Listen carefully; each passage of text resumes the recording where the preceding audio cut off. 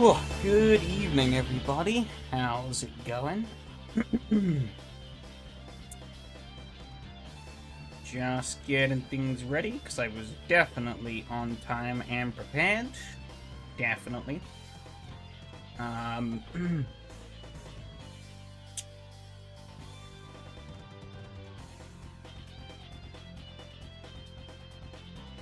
Just posting up the stream.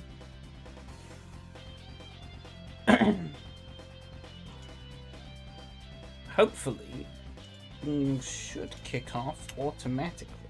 We will find out if everything has gone to plan or not.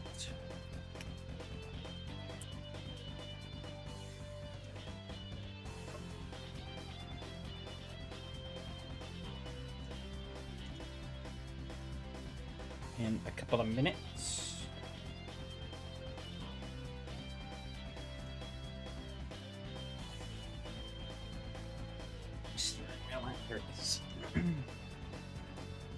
Get that mounted on.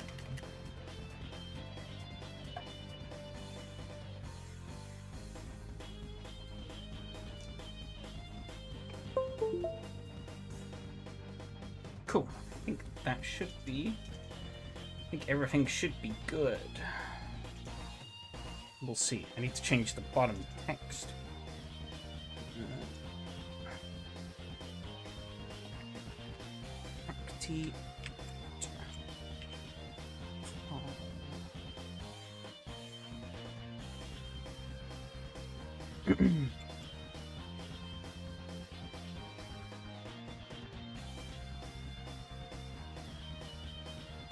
Cool.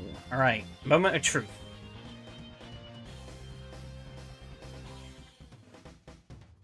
It's here. It's live. Haha. It worked. Cool. That's great.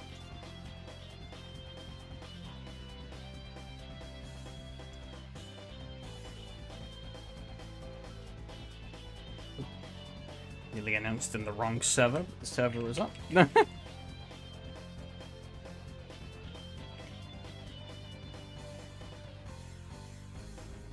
Hey Adam, how's it going?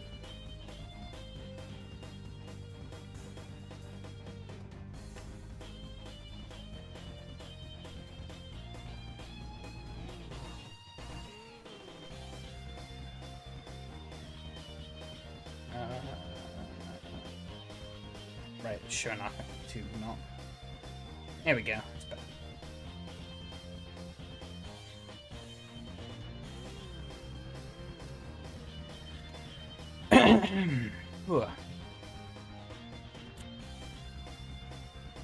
Cool. Yeah, so a couple of pretty neat little things.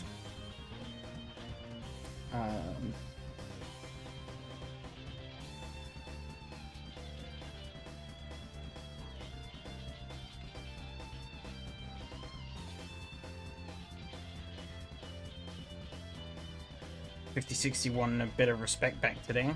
Huh. Fair enough. Oh, you know what? I'm Did I? Oh no, I need to restart the session. I forgot to install Mateo's livery for the Hondas. Got it all set up on the server. I just forgot to put it in on my end. And obviously, well, there's not not a lot of point in having it on this. At least on my end, not a lot of point having it on the server if I can't also see it myself.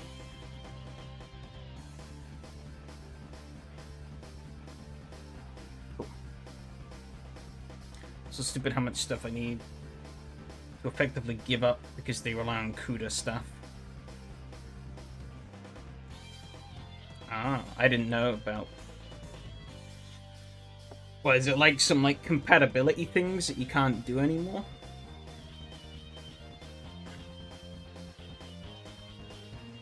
I don't really know the ins and outs of some of these things.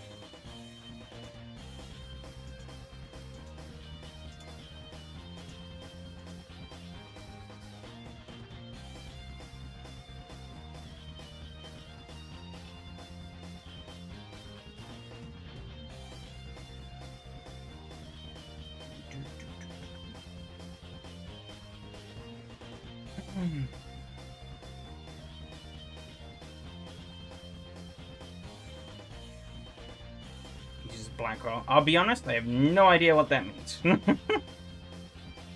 That is just a word.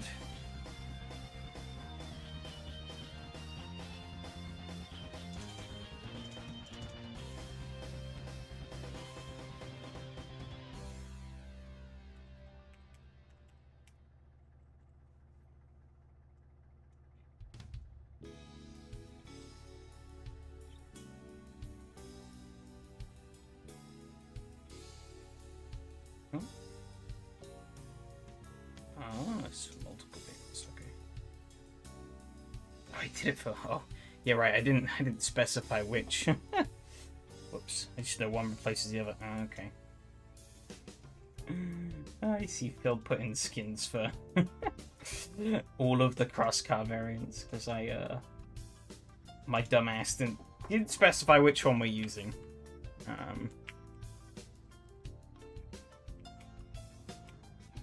Which actually I need to remind myself. Oops, that's the wrong... I didn't do that right. So I'm just getting some other skins in so that I don't forget. These are for the transit. I wanted to make sure I had the...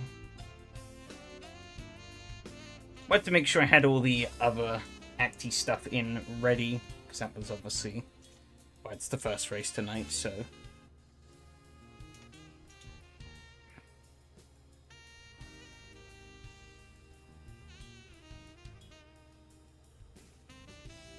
So compatibility's out of the window.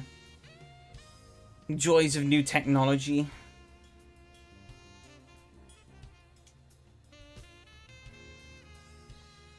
I guess given that it's Christmas, we bring back this little guy. Need to move him down a little bit though. There you go.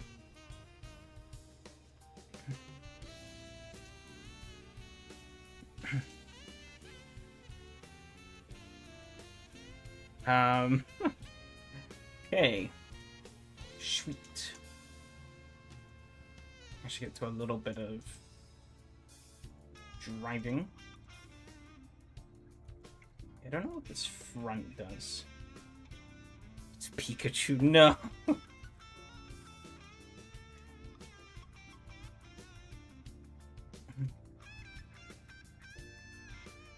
I'll just leave it stuck for now.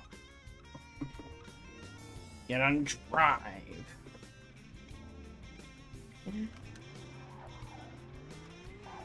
Is the back actually working? Is it just... Is it just that light? Huh. Well, this feels kind of weird.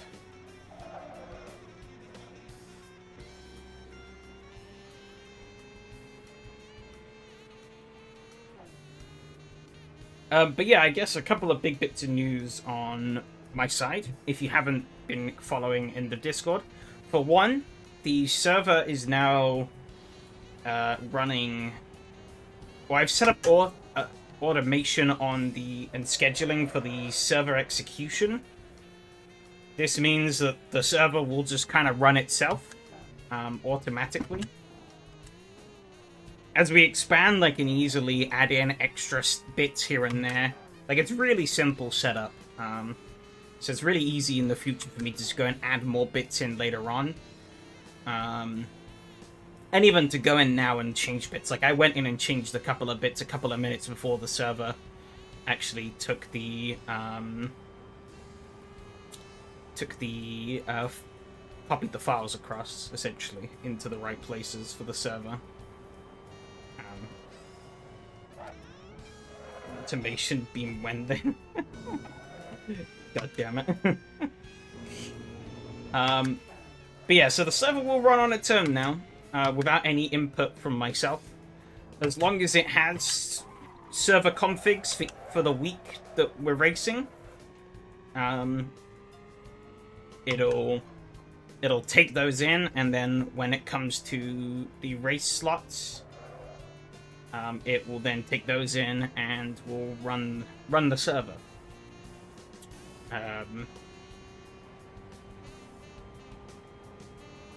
There are some scenarios that I haven't really put through it at the moment, but they're scenarios that won't really come up, so it's... Well, I can make the changes necessary when those scenarios come up, so it's not the end of the world.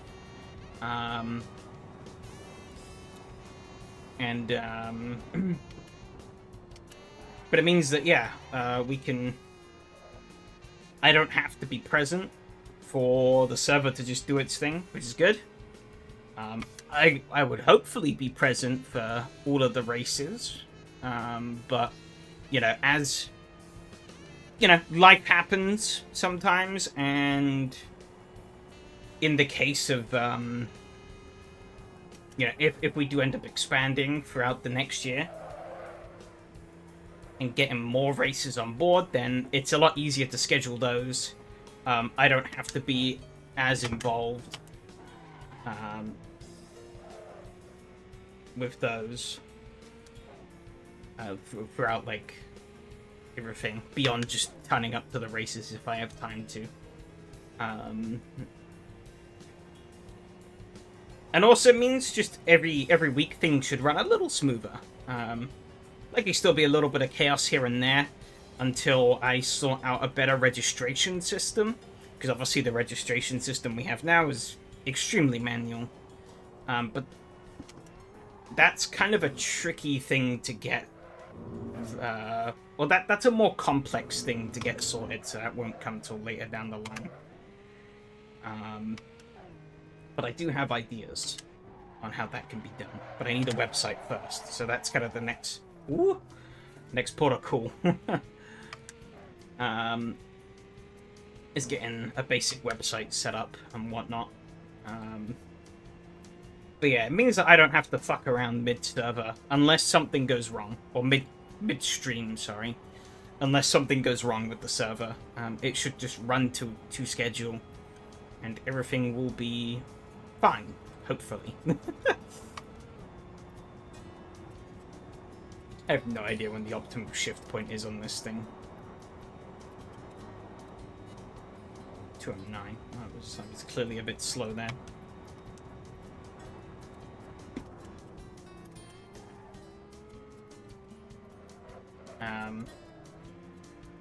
Yeah, that's the first bit of big news. Of course, yeah, on your end, it's not really going to change a lot. On my end, it makes life a lot easier. So, well, easier is maybe the wrong word, just a little less stressful. I don't have to be as hands-on or manually doing everything.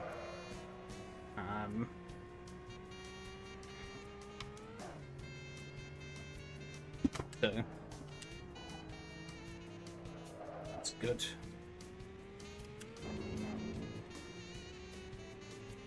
The more I work with a Linux server, the more I'm realizing it is, like, really convenient.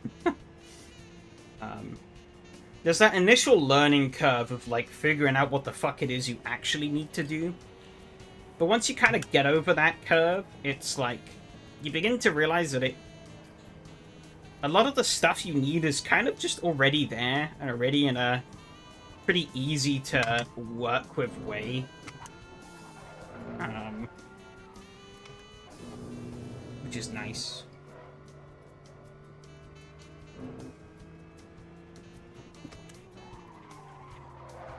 I was worried it was going to be a lot more complicated, but then I looked it up and it was like, no.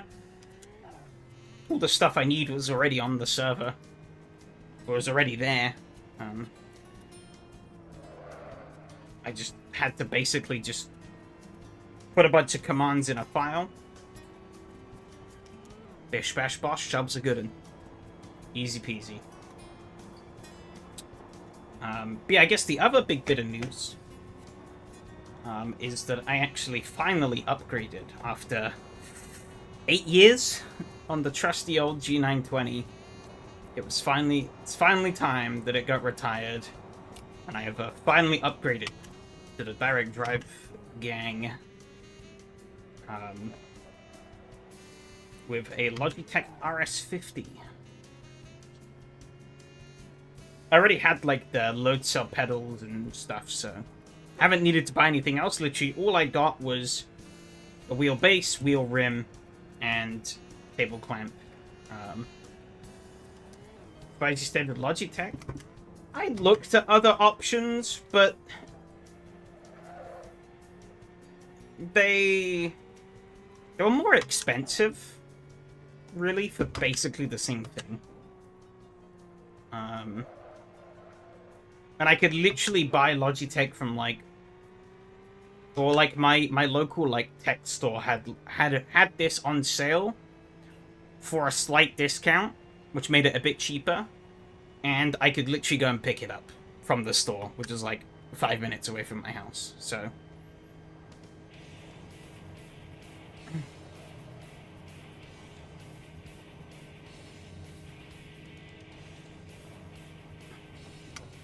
yeah.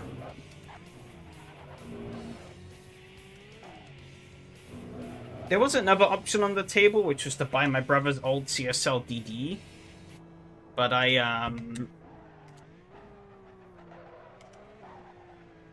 in the end, I chose against it, because I figured... I figured I might as well just go all in, and just buy something new. Obviously, needed to buy something that came with a table clamp, so that did limit my options somewhat. I mean, I could have jerry-rigged up some kind of table clamp, I guess, but ideally I wanted one with a first-party one, because then I knew it would have been... Ideally, have been built around the idea of being fixed to a table.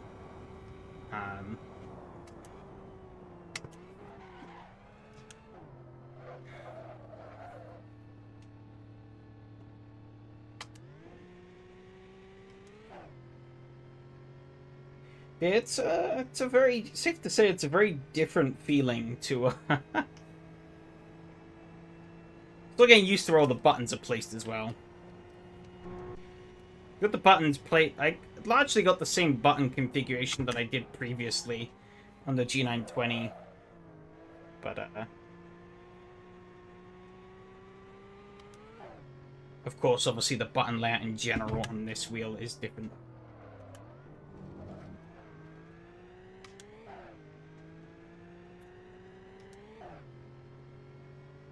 Actually, one thing, I don't know if it's coming through or not. Are you guys hearing the clicks when I use the paddles?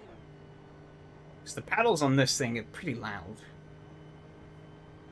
But interestingly, they don't seem to get picked up by anything. I guess like noise cancelling doing its job. Oh, you are? Okay. I guess OBS I need to tweak my settings a bit. On Discord it was fine. But I haven't done any recordings of it since then, so I guess at some point I'll have to look into the OBS settings. Yeah, because I guess that's my only real complaint with it so far, is that the paddles are very loud. Big old clack. It's definitely took me a bit to get used to, though. At first, I wasn't... my first impressions, honestly, were I wasn't really sure what to think. I wasn't even sure if the force feedback was working properly. Because it's such a different feel to how, such a different feel to how, like, belt and gear-driven wheels are.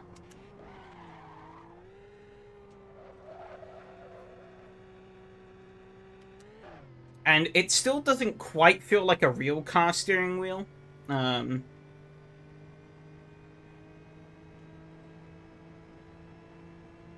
It's hard to describe, really, but yeah, it doesn't... It felt a little alien at first, But now that I've had a few hours and I've done a couple of little races with it, you know, I've gotten used to it more, and I think it's still acclimatized into it fully.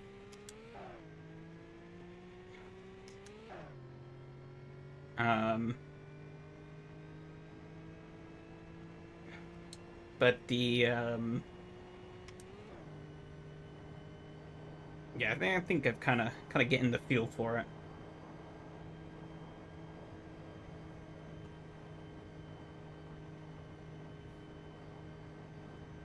Done a little too much. It's a lot. If anything, I guess kind of because I'm used to doing sim racing with the Logitech, or sorry, with the G920.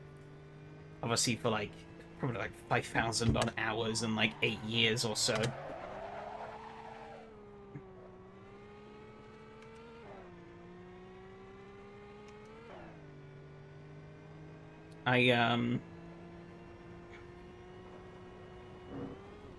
Ooh.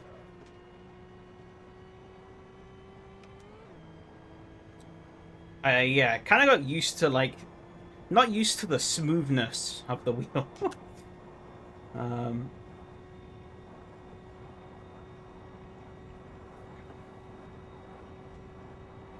Almost feels like it's not even on at times. But it also doesn't feel like my real car. I don't know if I might have talked before about like how the I mean, I guess maybe with a bigger steering wheel it would, because this steering wheel is smaller than the Cappuccino steering wheel.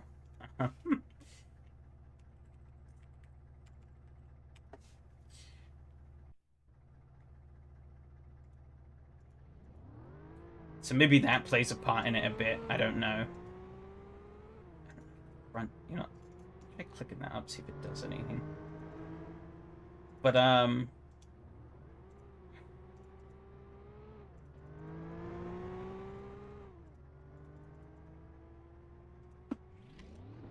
steering wheel in the Cappuccino is incredibly light. When you're at standstill, it's quite stiff, which I don't think is really represented here. Actually, I guess kinda. Yeah, this is heavier at low speed, and once I get going, it lightens up. Yeah, so it's kind of the same thing. But it yeah, it almost feels, the wheel almost feels weightless when you're actually like driving like this. It's really hard to describe how it actually feels, because that would sound kind of bad, but it's actually really not bad. Because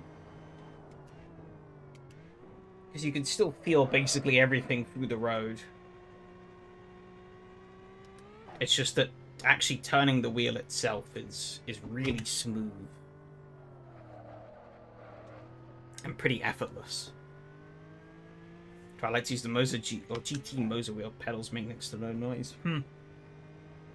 Yeah, I wasn't sure. I didn't realize these were going to be as loud as they were. Not the end of the world, but it is something to keep in mind. I'm currently running this at 4 Newton meters as well, which is about half of its power.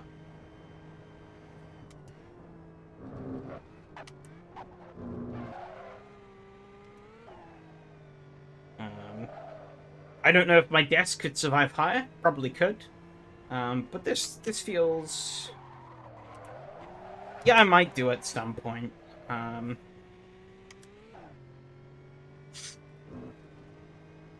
We'll see.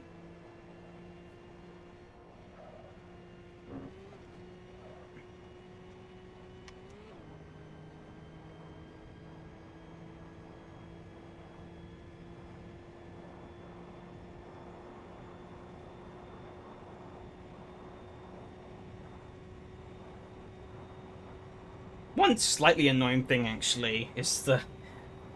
I did try it in NASCAR race in 2003, and it wouldn't pick up my pedals. So I need to figure out what was up with that. Might be an input setting thing that I missed somewhere. can't remember if I had to do anything special when I set them up for my G920.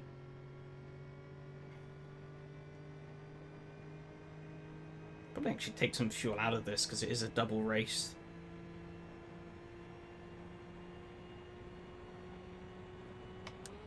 Very leisurely drive around here, though.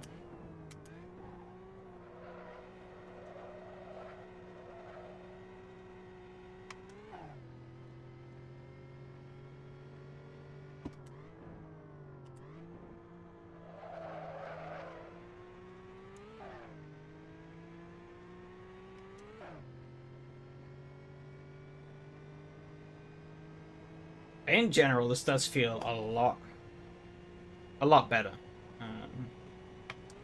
So I do. It's funny. I almost wish I would have bought it a couple of days earlier, actually, because the Thursday R-Factor 2 race. Just throwing the wheel around, I had to throw around the wheel quite a lot. The Logitech was not happy with me. Oh, sorry. The G920 was not happy with me.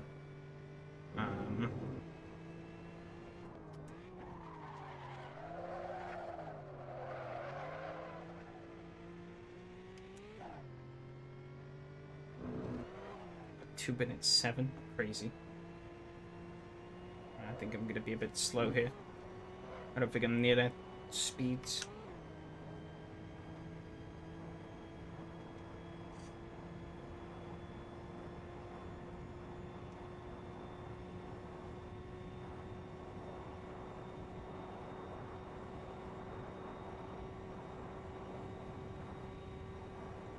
I'm 9. If there's any tricks I'm missing.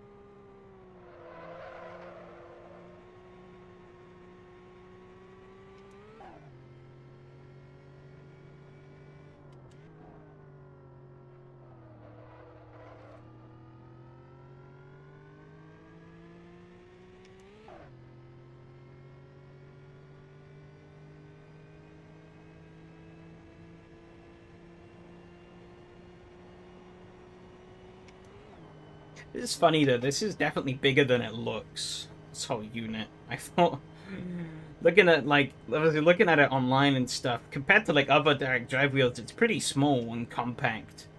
But compared to the old 920, it's definitely a chunky boy. Which I guess is to be expected.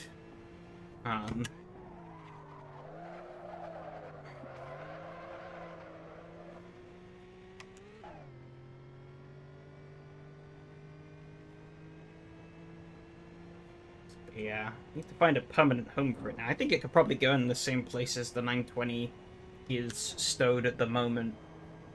But obviously this can come apart a bit more. So might be able to rejig some things, I'm not sure. So obviously, yeah, the wheel pulls off because it's got the quick release. The stand, or like the clamp bit of the stand, can pull out as well. Still in the 209s, Jesus.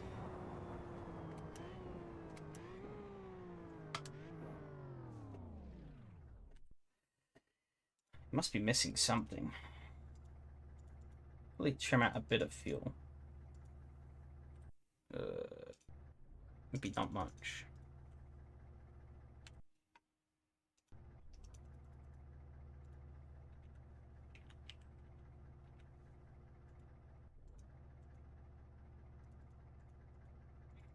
If I take the front off, I don't think the front really did anything.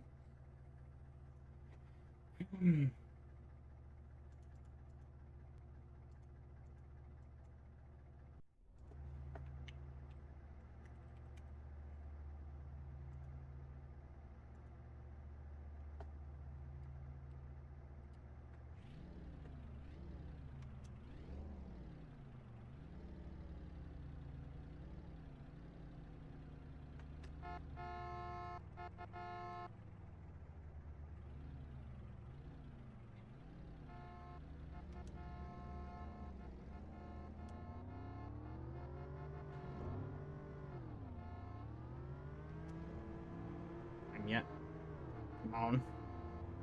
Just so luck, I will need it, because I'm quite slow at the moment. So I think I'm gonna need a bit of luck to be able to keep up. Probably shouldn't burn too much fuel here, because otherwise I'm gonna be a bit screwed.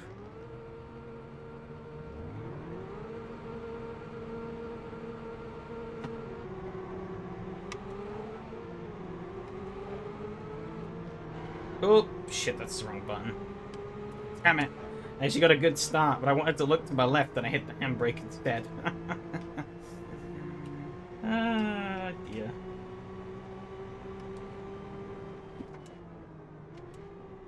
To go for a bit of a send up here. Ooh.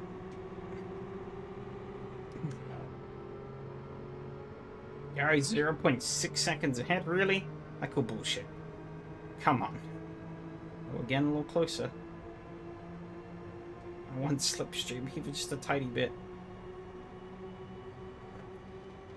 Why not both? What, look left and handbrake? Oh, he hit the wall a bit.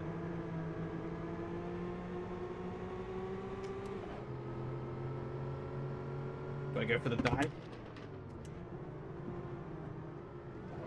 Yeah. YOLO. I did it again! God damn it!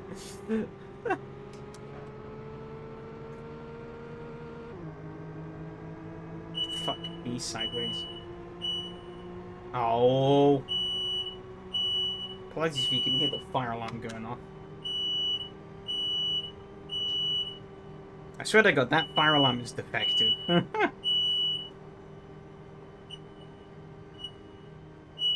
I'm 99% sure the house isn't actually burning down. So we're fine.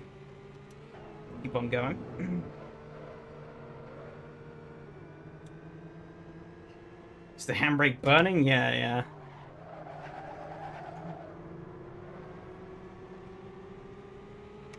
Yeah, the fire alarm seems to get set off really easily by, like, humidity in the house and whatnot.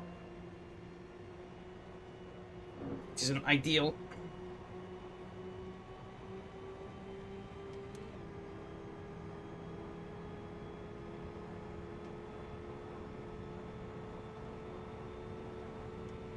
Might need to replace it. I've got a great slipstream down here. You know what? Bonk. I don't know if that really helped at all.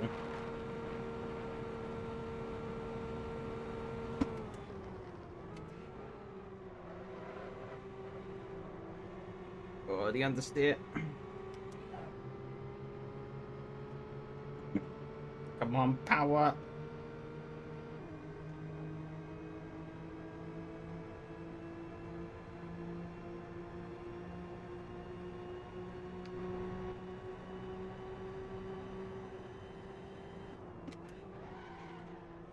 Oh, turn a little too early.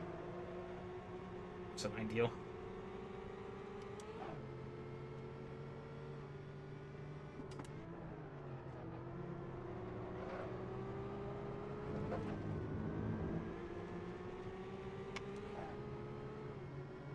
Does remind me that I did forget to put my usual homemade soundproofing or sound dampening.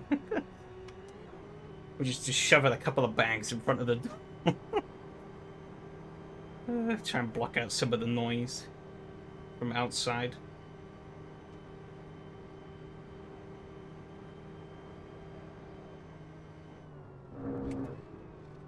Completely over that curb.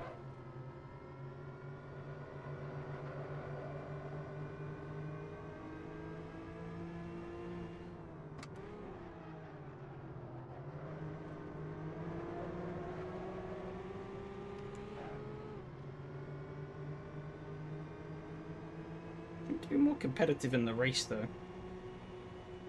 I don't know why. I don't think I really made any revolutionary changes compared to what I did in qualifying. Unless the wing was giving me that, or the front arrow was giving me that much extra drag.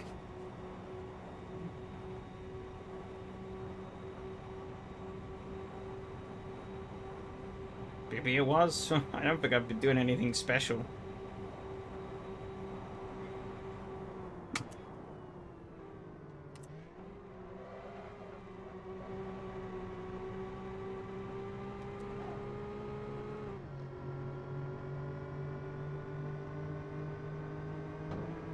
Oh, that was a little bit clunky.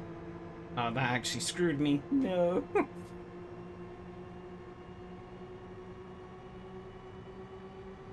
was hoping that would be a bit of a smoother hit than it was.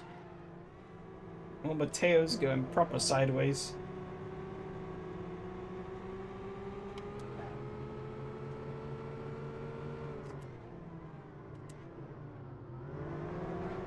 Trying to follow Yari up the inside. Didn't quite work. Okay, gets the run on the exit.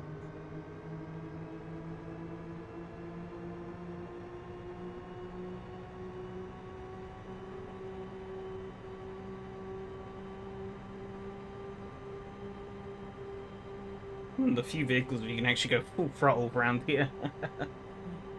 Usually you have to slow down a bit.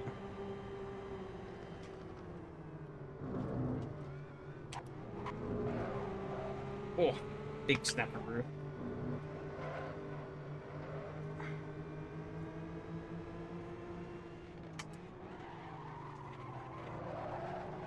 Locking the rear axle a bit.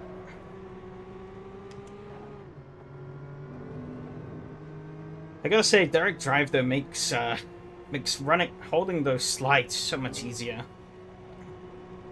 Like, ooh, dear. Big old wreck there. Like, moments where you have to kind of, like, let the wheel spin and catch it. Definitely does a lot better on those. That was definitely the bit where the the G920 would struggle the most.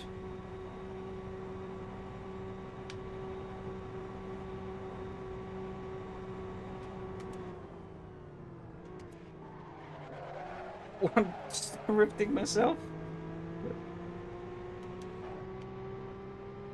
I think she can end up behind me. Oop.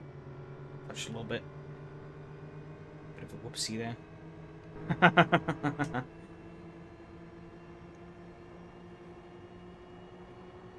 Just seen the front of Yari's. Yari's truck. Not really a car, is it?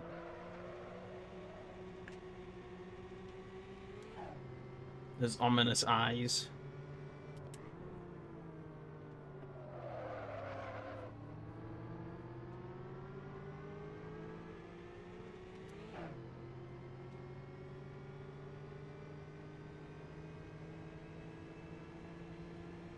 Actually got a great run out there compared to him.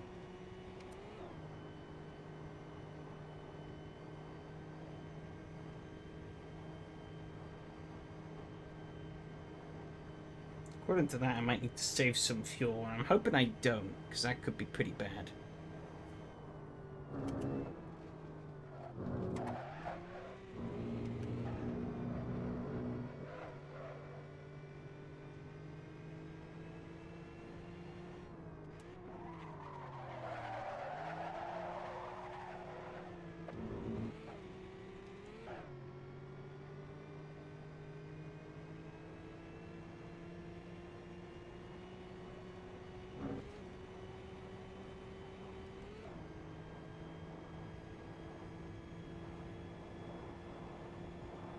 Yeah, I lost out a lot from that incident earlier. It's kind of unfortunate. I have a tier 205, Jesus.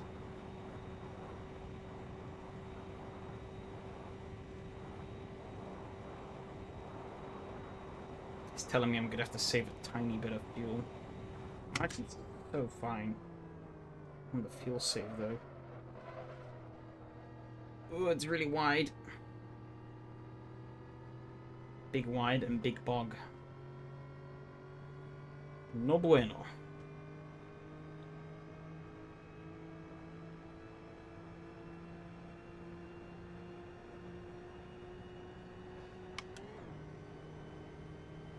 Yeah, I can close up quite a bit there.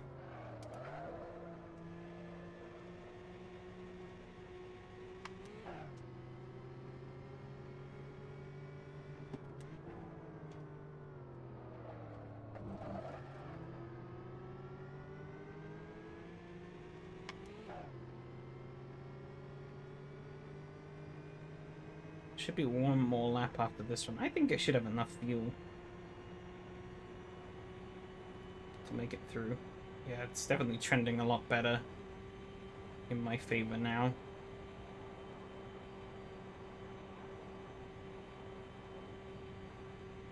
Ooh, a little lag there.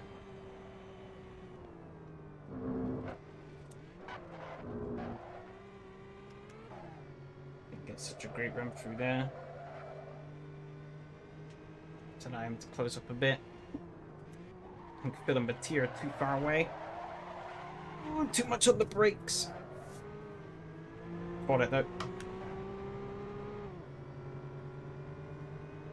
My brain still is wired into thinking, oh no, it's my wheel going out of line, but I don't need to worry about that anymore.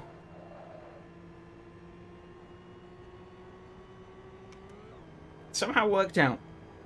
I'm guessing he lifted off at some point.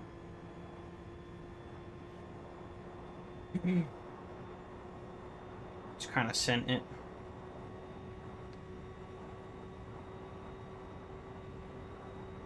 Yeah, I got plenty of fuel. I don't know why it's telling me that I'm only going to be minus 0.2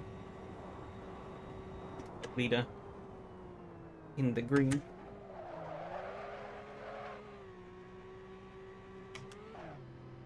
But the rear end on this thing gets very loose, very easy. Fun little truck though. I think this is the first time I've raced them on this / SRS though. I think they were a series in SRS, but I think it was one of the American guys who were running it, so I couldn't do it because it was like 2 a.m.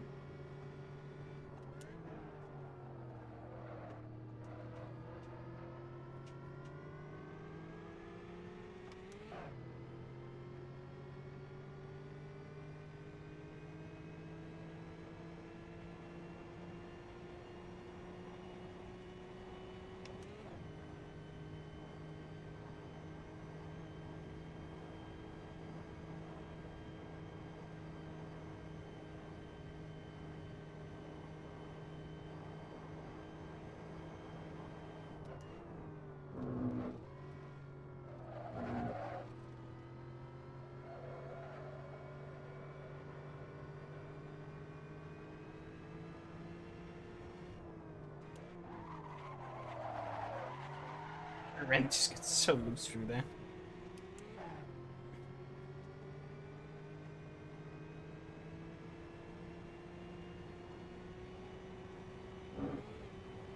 Big old jump.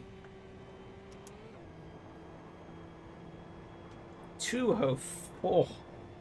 Mamma mia.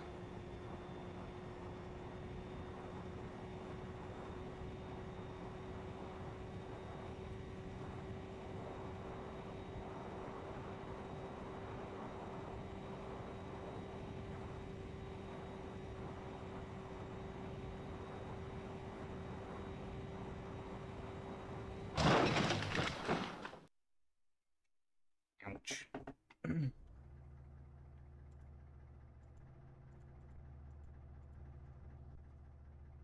Okay, on to race 2. Then this will get the replay for both races. It might not. We'll see though.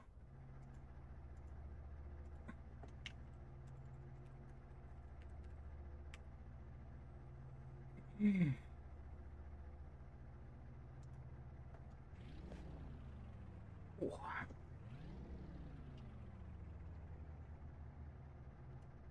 Pretty much, yeah. Okay, guess I'm 4th instead of 3rd.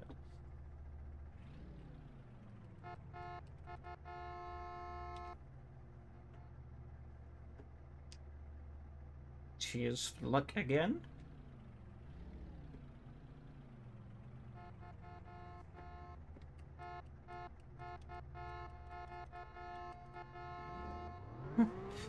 Don't worry, I won't forget the handbrake.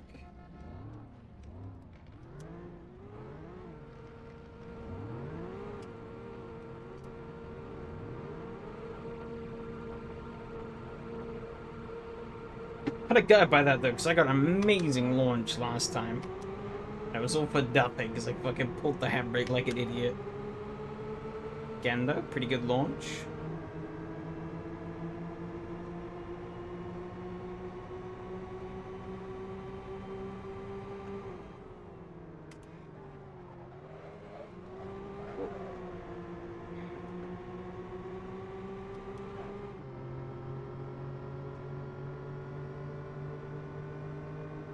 Great run up the hill. This is no handbrake on this side.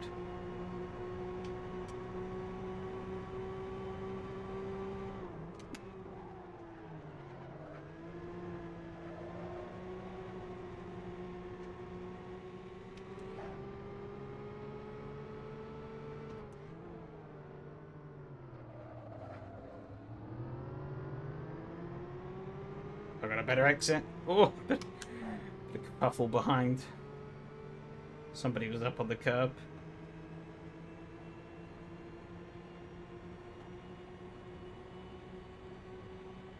Officially up into the lead, though.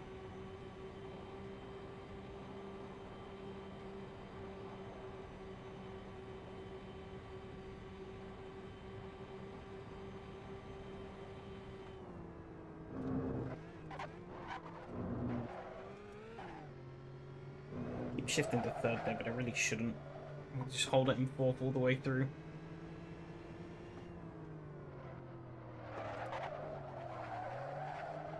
Chuck does not like this happen at all. Oh, Mateo's off a bit.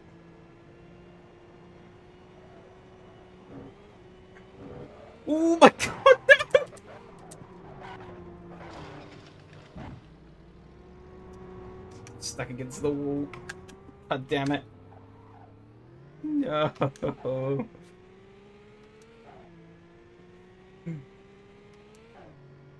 Blast.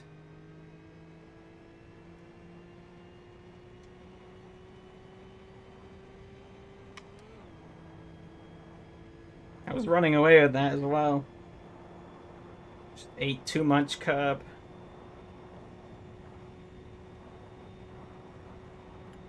Got a bit greedy.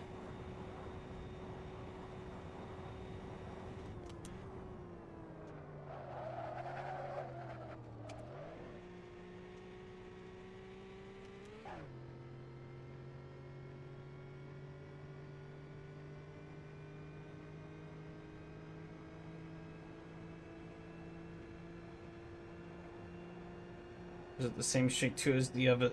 Yeah, it's where Mateo spun last time. In the previous race.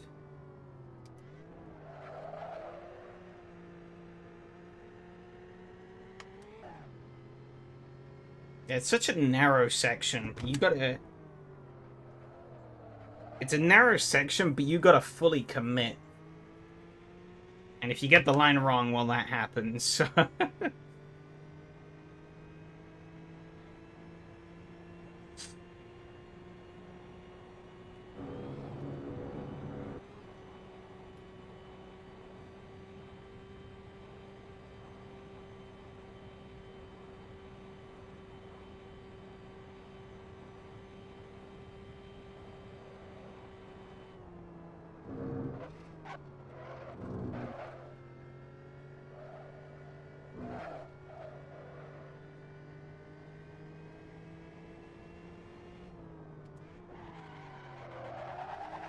Much racing to be had, mostly just adrenaline. I mean, we had some racing earlier. I think this track is definitely capable of racing around here. Not through this bit, though. But I don't think anything can really race through there. But through other parts of the track, you can definitely make moves.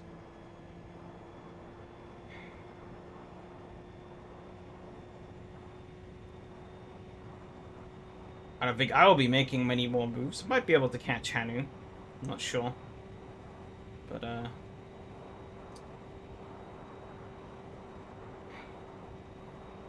I don't think I'm going to get much further up unless some huge accident happens.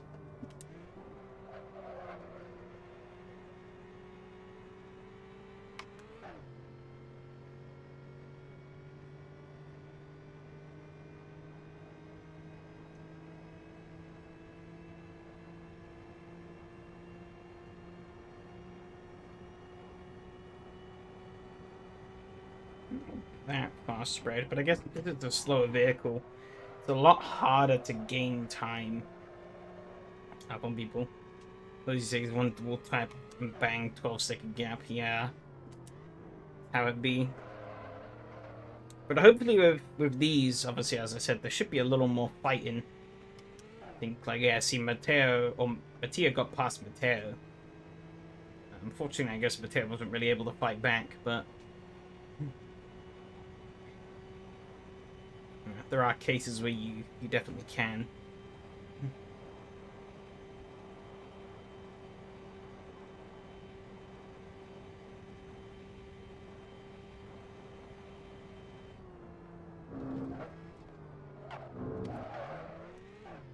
Oopsie.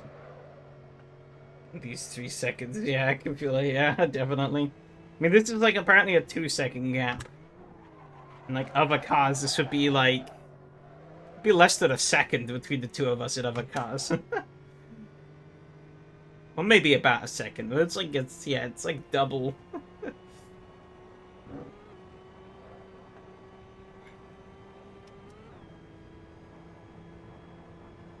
Oh, I think Mateo had an incident.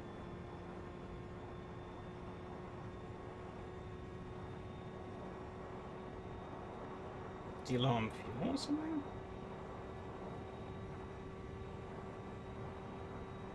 212. Ouch. Oh, this now becomes a 3-horse race.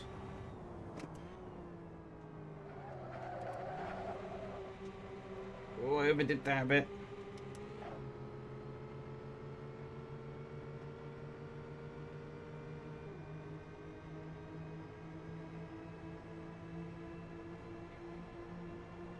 Either that or he waited up for us.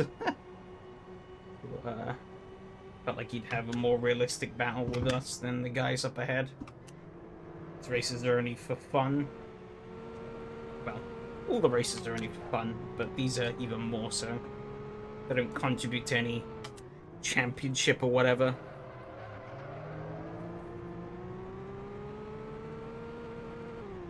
It was a bad shift from Hanudet.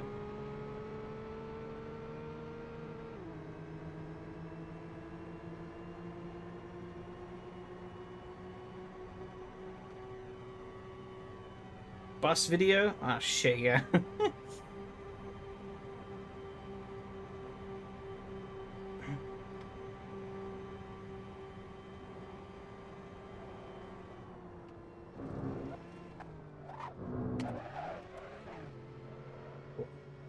We ham-fisted that.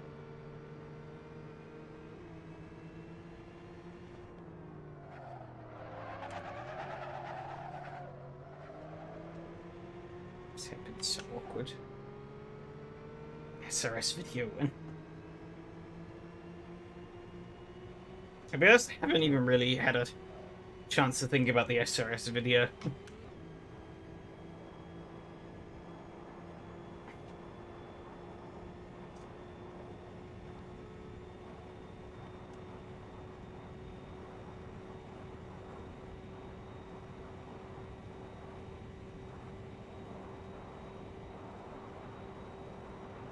The end of this year has been ooh, I let go of the wheel a little bit there. Me being silly. End of this year has been pretty chaotic. I mean, now it's sort of slowing down over these couple of weeks, hopefully. I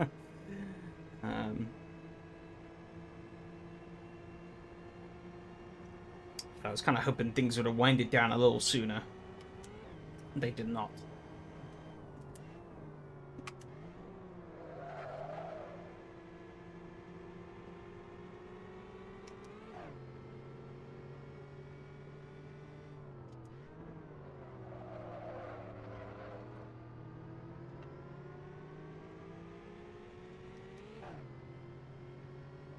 SRS video will probably come eventually, but that eventually could be like, well, it's probably gonna be like sometime next year. So, um,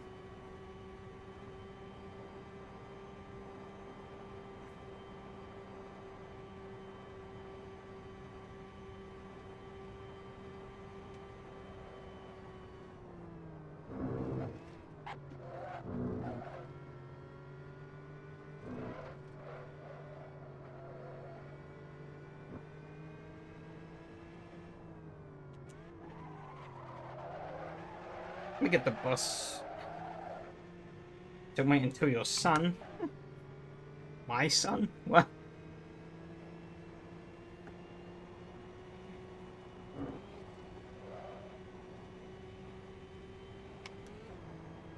You've lost me there.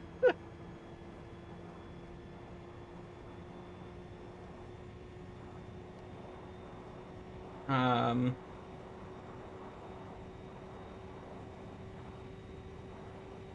Oh, don't take that long, is the... I was about to say, that's a very long time. I mean, it might take that long, who knows, because I might just forget.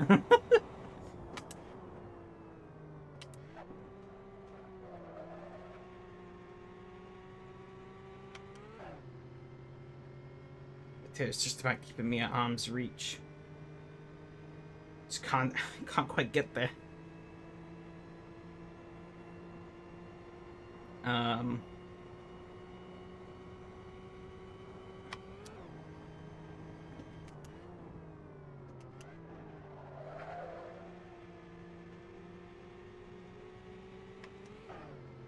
And they wake up as a sleeper agent. Crazy. Big if true.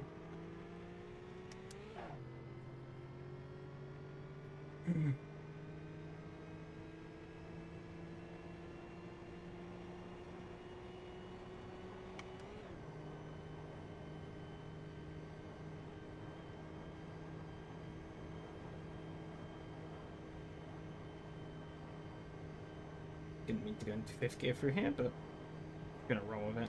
I'm gonna shift down through here. Oh, God. Absolutely fucking nailed that. I don't think that helped me at all. That put me further away.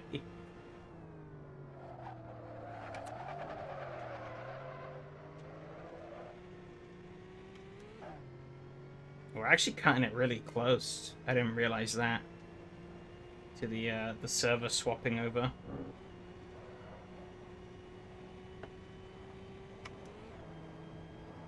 We'll be fine. We got like 2 minutes still. Well, we got 3 minutes still.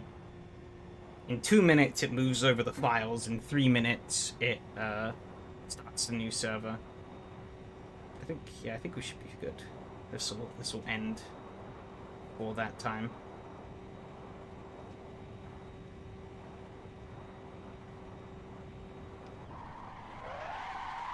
Whee.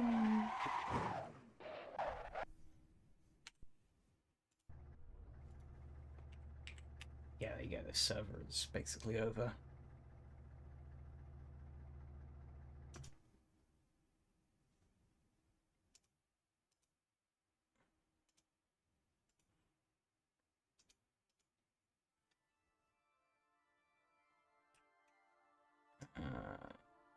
Let's see, did I get both the races? Bugger. No, I think I only got race 2. Yeah, it's one annoying thing with double races is that sometimes AC doesn't quite get them. Actually, no. Oh no, it's race 1. Wait. No, I did get both races. Cool. This track is stuff of nightmares for me. Okay, come on, AC. Content manager, give it to me. Why is this still loaded up like as if I'm driving the Acti? It's kind of weird.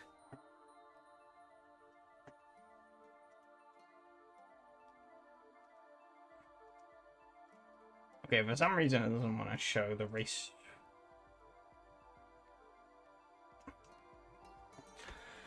The race 1 replay. We can go and look at it later.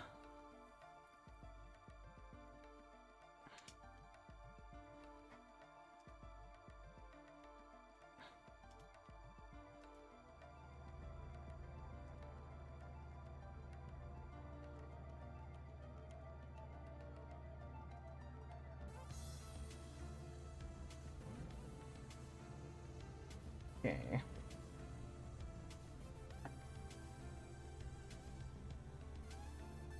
FOV seems a little wider. Maybe it's just the trucks are small. I have a pretty good start though from me. I was pretty happy with my starts in both. Barring the handbrake pull.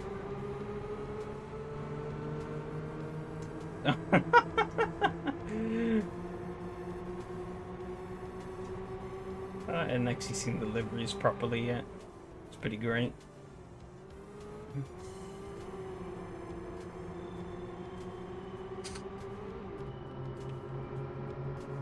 Just went for around the outside world. 2x2x2 up here. These are just standard. Yari with the box livery.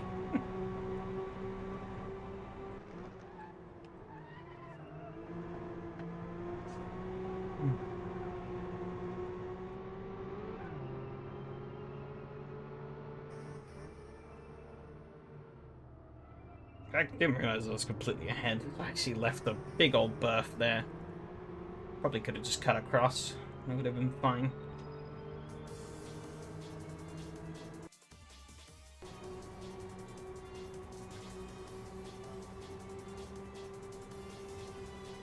Side by side back here between these two. I think Yari's gonna win it out because on the inside though. Yep. I was actually pulling a nice gap here. Bombing it off these curbs. Pretty fun to do. Got the body roll. Okay, I might have just found a decent auto splitter that works on my current setup. Wait, what happened up here? Oh, big sideways. And it's local. Ah, nice. Well, there's a bit of a lag punt there, it seems. It's unlucky. It definitely wasn't a lag punt though. It was me being a moron. Absolutely slung it through here. 2 wheels, bam, bam. Got a bit too much there though. It's way too much curb. If this wasn't AC, I probably would have tipped it. Straight into the wall though. And it bouncing back across the track.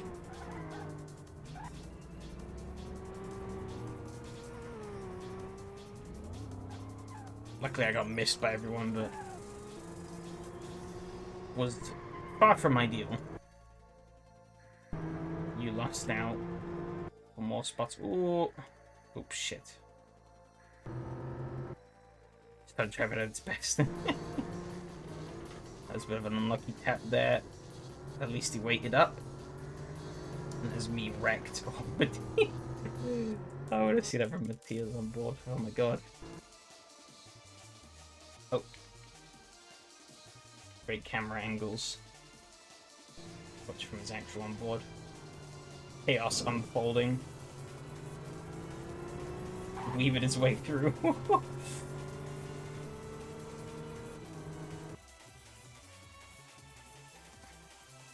Made it through though.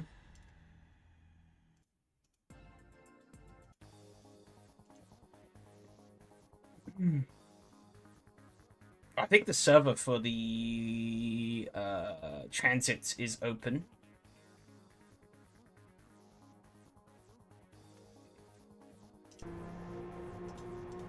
Let's make a quick ping for that.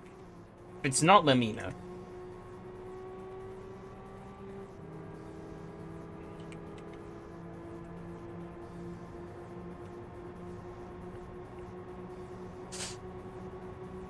I guess I now need to... Oh, great heavens, gotta crash. I didn't see that before. So true.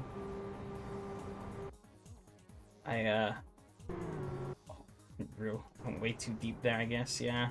Lock the rears. Big old drift. Caught up nicely, though.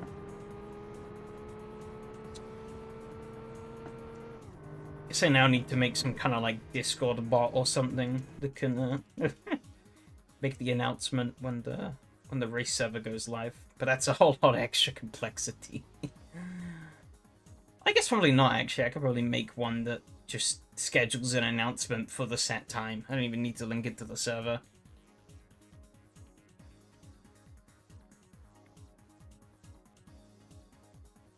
That's a problem for another day, though. And the previous one I used, but I'll take it. Just rework it. Old clips that need saying the works. Fair enough. And 3 of us caught up. Anything interesting happen up front? Let's see.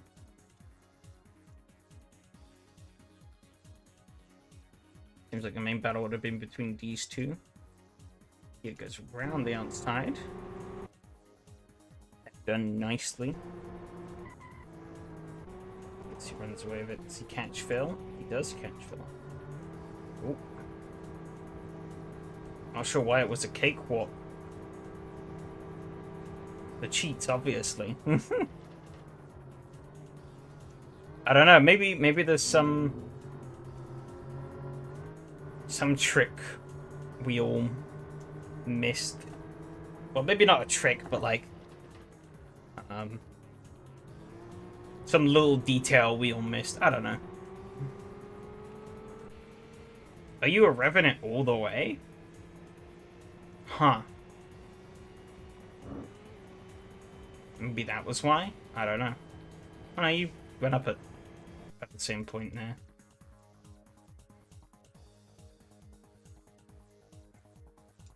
I do have a funny asymmetric cambers. I don't know if that would change that much, but maybe.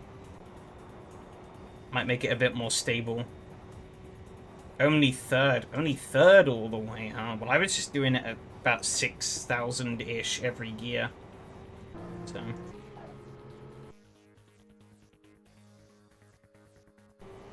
what happened to Pateo up here, actually, though? Because he was way ahead, and then... got something wrong.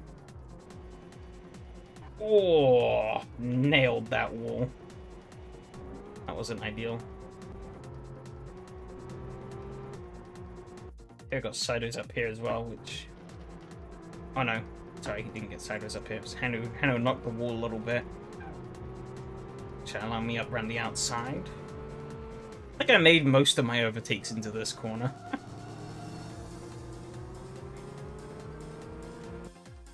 I think got the better shifts out of there.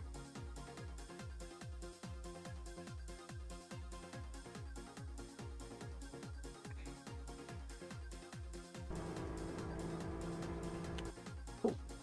It's transit time though. So I need to get onto that. Aha, is working. We're good.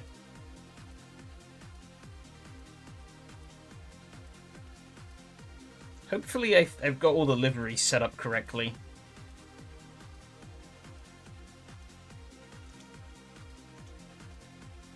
Honestly, I'm going to be so happy the day I have a better registration system set up.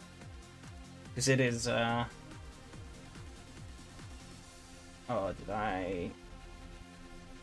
I think this one's wrong. Who? 3B?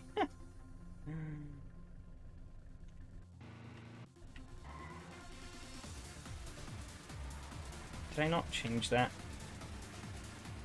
Thought I did.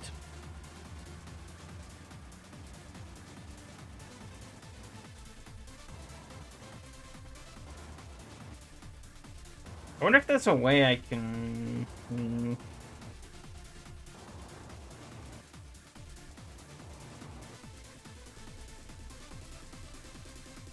Yeah, Plum's pork and pickle.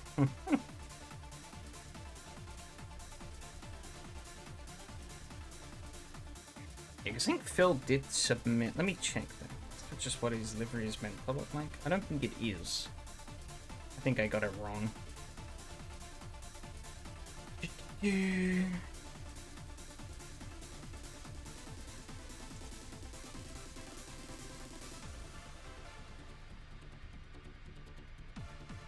This one I did install it. Race music playlist. Been collecting songs on Spotify recently. Not really, to be honest. Mostly just listen to whatever soundtrack is available in the games. that I play.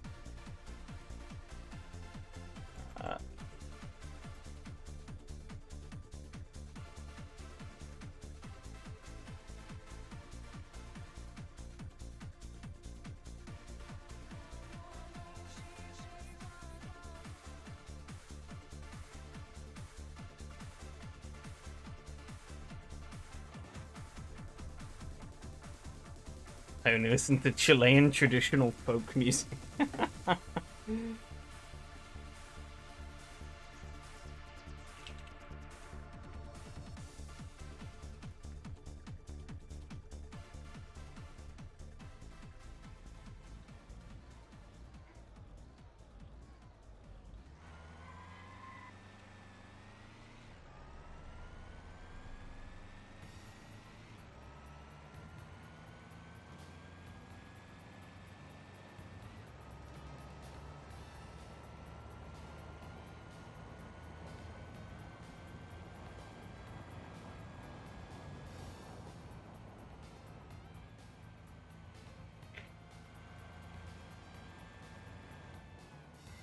But if it's insert NFS initial D1 gun ODST stuff, I mean that would work for menus. Who needs jazz?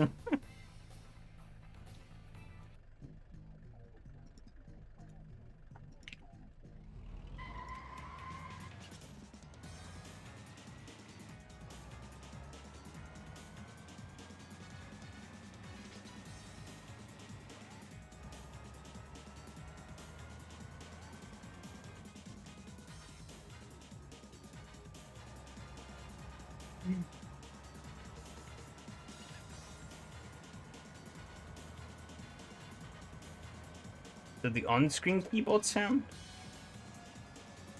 No.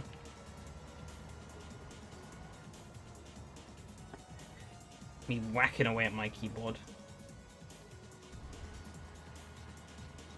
And they're showing about in the music, then I don't know.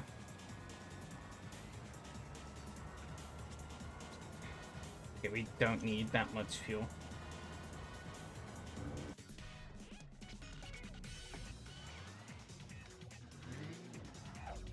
Alright, what is DD transit like? What transit with DD? Ow! I guess one other small problem is the table clamp does come down a lot further than it did on the G920. So if I lift my leg up into the middle of the desk, I do whack into the table clamp. Which I just did.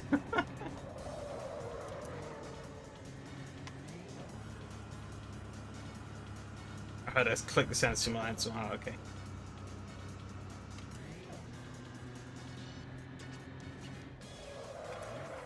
Oh, this thing does not want to turn. Ow.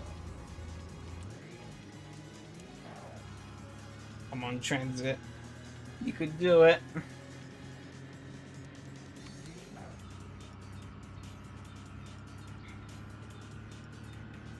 God, you make a mistake up this hill and your momentum is gone.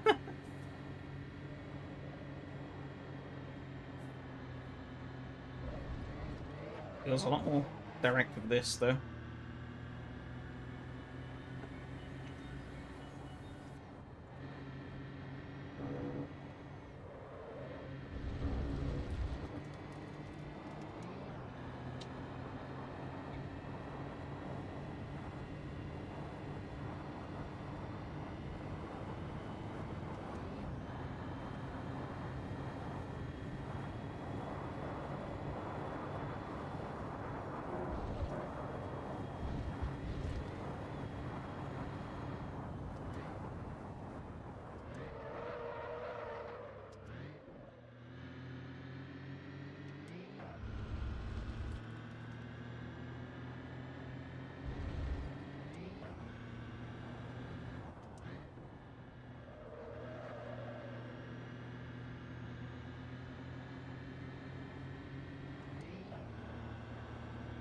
You know, the one thing I'm not gonna have fun with when it comes to setting up the website and all that stuff, though, is dealing with all the security shenanigans.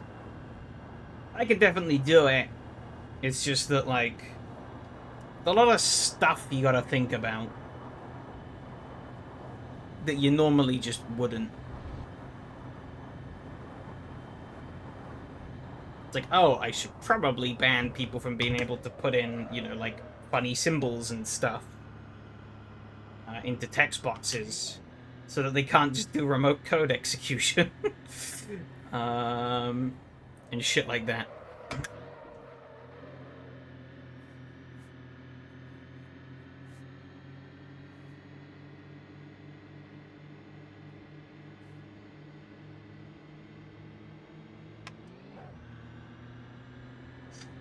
Which is stuff like that would be very hard to do, but there are definitely, I think there's definitely going to be some challenges that will come up that I haven't had to deal with before. Because while I have I mean, effectively my work is building like web applications mostly.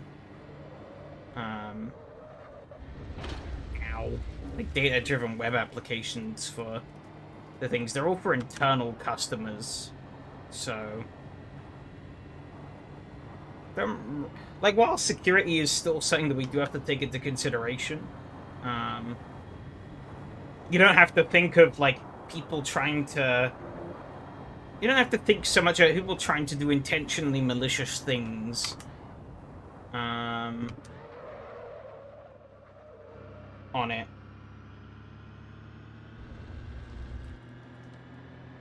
At least you'd hope.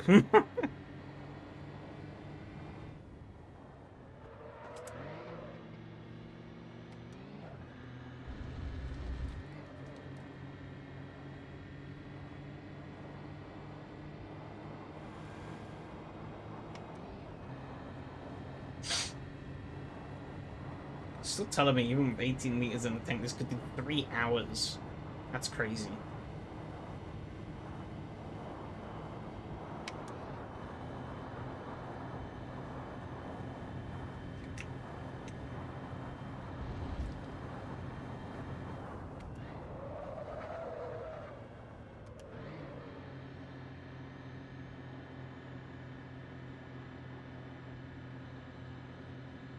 The old turbo is struggling up this hill. Right, well, I didn't mean to stick in the legal lane, but I basically did. Well, I guess this is in Switzerland, so technically not the legal lane. But at least for driving this transit, it is.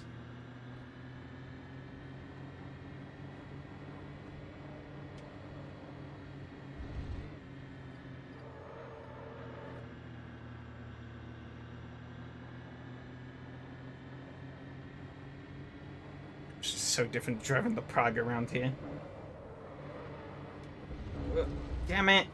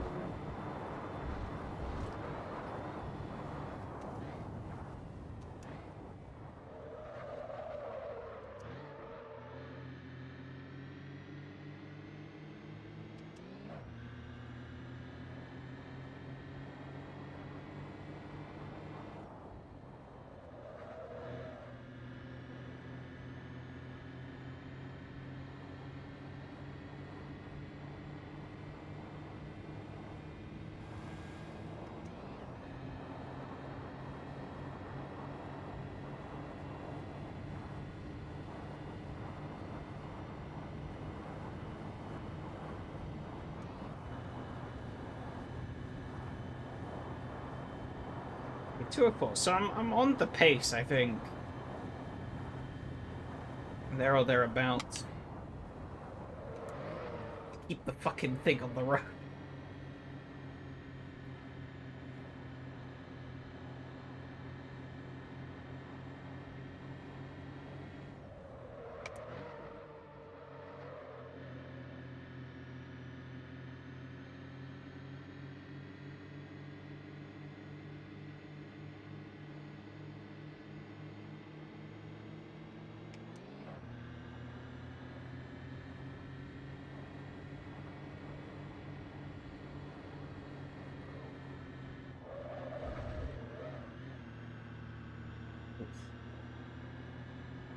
Still trying to decide what the hell I want to do for for New Year's.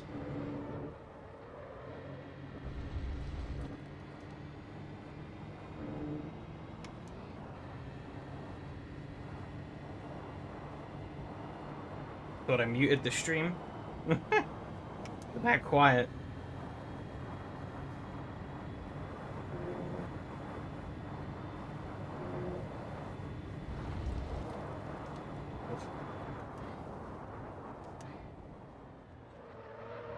I swear my mic's actually disconnected.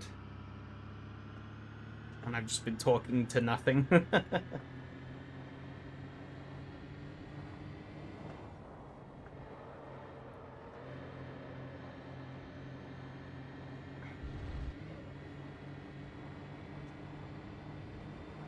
Self-reflection, midlife crisis. Who knows? Why not both?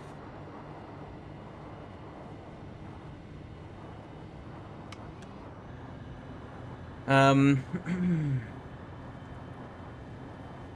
203. Fly. Interchangeable, yeah. Nah, we do both.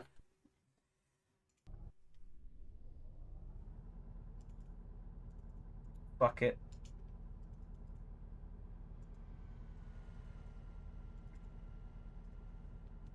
Should be more than enough. I don't even think that's really gonna matter much, but.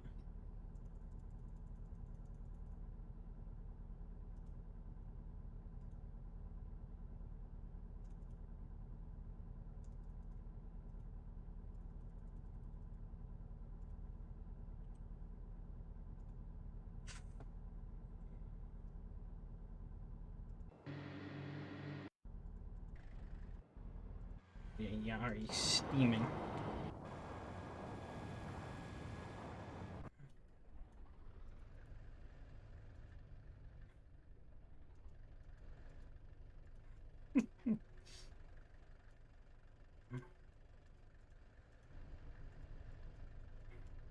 I don't think anybody could see the police lights, which is a bit of a shame.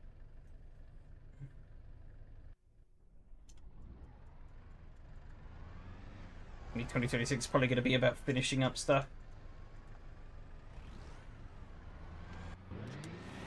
I guess I could kind of relate.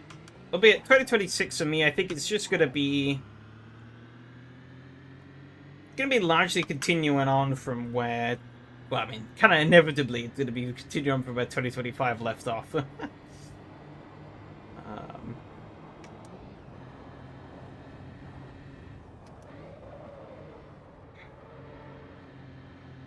I've laid, I mean, throughout this year, I've sort of laid a bunch of foundations for things.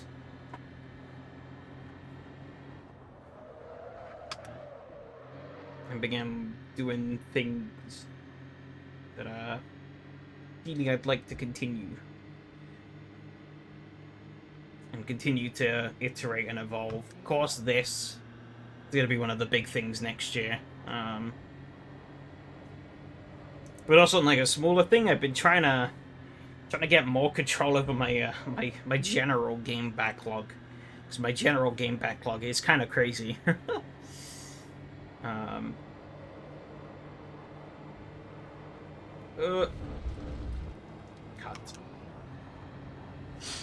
I'm trying to work through that more and actually make meaningful progress into it.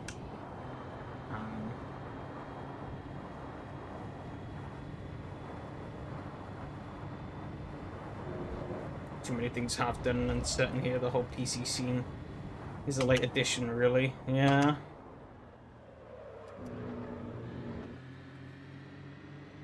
Yeah, it's kind of the annoying thing is that things just get in the way sometimes. I don't really want to set in stone anything too concrete for next year, because I have no clue what will happen. I have general ideas of where I'd like to go and where I'd like to be. But generally, it's just a better, more improved version of where I am now. You know? I'd like to improve this, I'd like to improve the house more, I'd like to improve my general health and fitness. And everything. That probably means I'm gonna have to make some tricky decisions along the way here and there, and some compromises, but it's not like I haven't done that for many years now, so... Just part of life.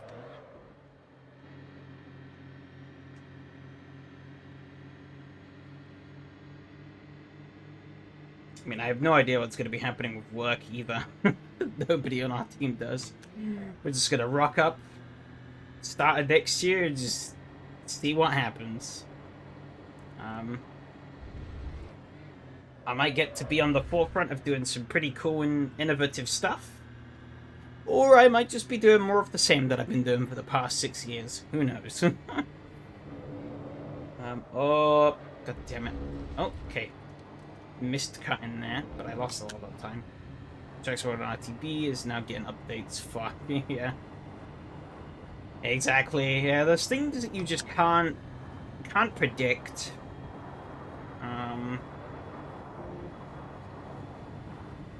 That can happen. That can really just.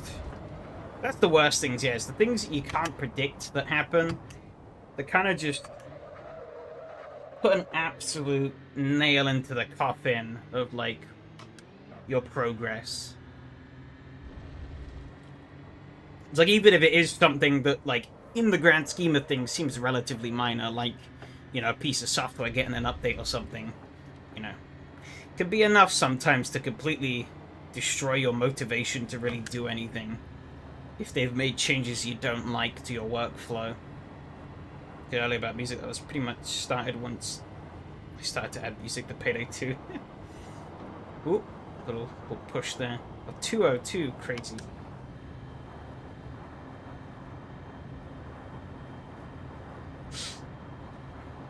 He's going to be stuck behind my slow ass for this lap. I'm near the back of the pack. He's going to go up the inside here.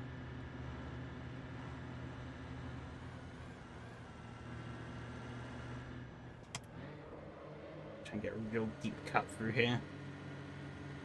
I don't know if that really helped me. I don't think it did. I think the new team knows how to update the game now, but it still means I need to check on my load order. Yeah.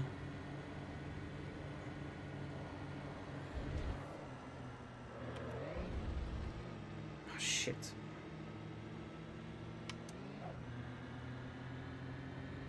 Seems to be the music here for me. Fair enough. Oh, no. Ah, it's gonna be a cut, isn't it? Yep, that's my qualifying over. Bugger. Bugger, bugger, bugger. Oh.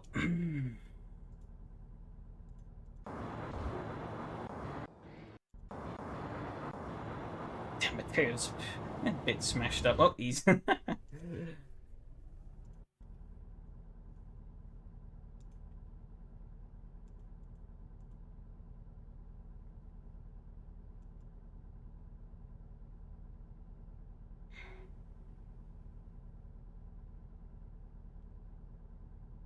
This takes a description of a rear wing. You know what, maybe I will turn it off then. I don't know if that actually makes a difference. With the character we most played Game of the Year, it was partially thanks to the MP3 folder update.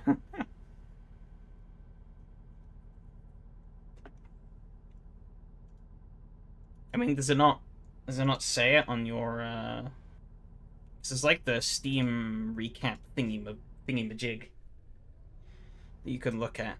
It should tell you on there. There's Disco demo to be runner-up. Fair enough.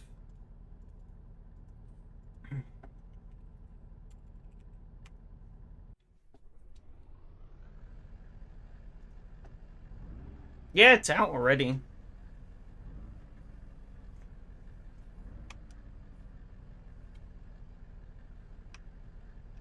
No guesses as to what my top game was.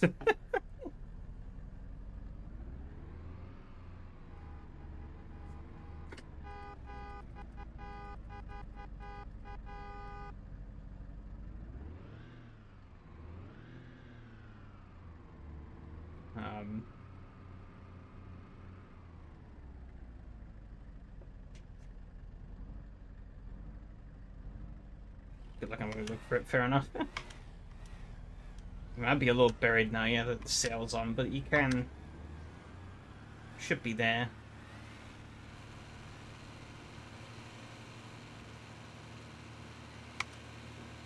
Remember correctly, I can launch it second gear on this thing. Oh yeah.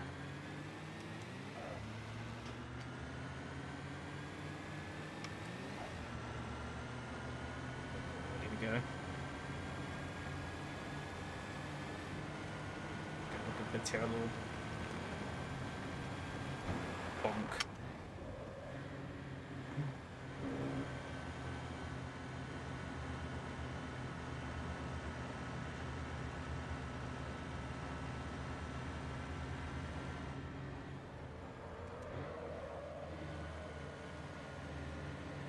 Oh.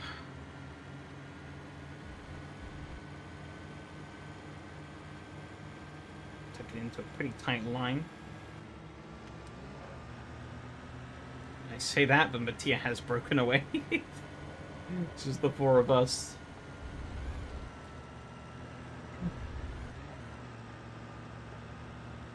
That was a great run out of there for me.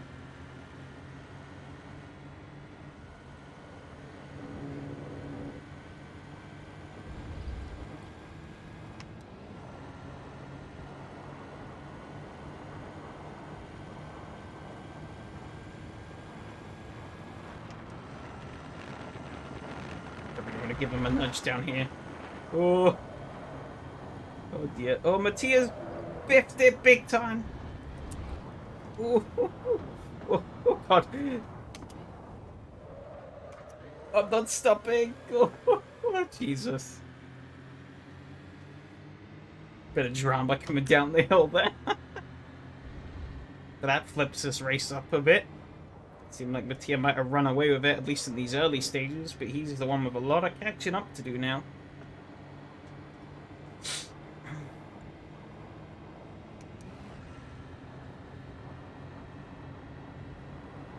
Don't know how badly damaged he's going to be. Probably not as badly damaged as I was in the Praga last week, because it would have been a much slower impact, but still probably quite heftily damaged.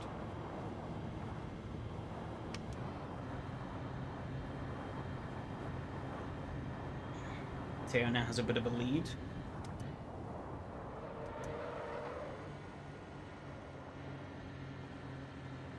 Found it. It feels rigged. In what way?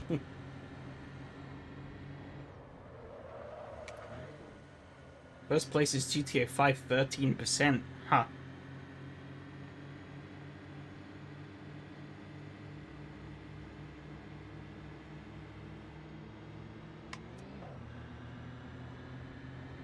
With 50 sessions.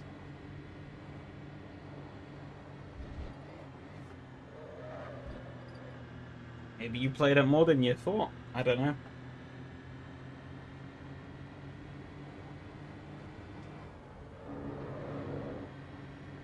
Taking this pitting to 12%.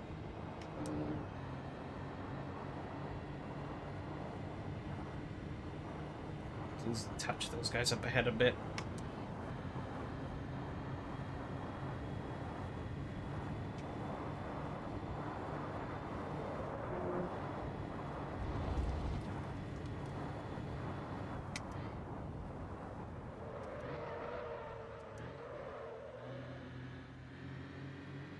It's Carrick's 12%, 70 sessions.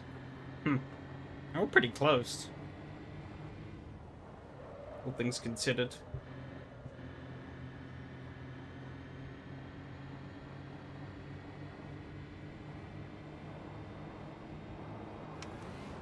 I guess the sessions in Payday were a lot shorter. Or maybe that counted several restarts when dealing with broken mods. 201? Jesus. 201, 202, 203. There's some gaps between our lap times. Jesus.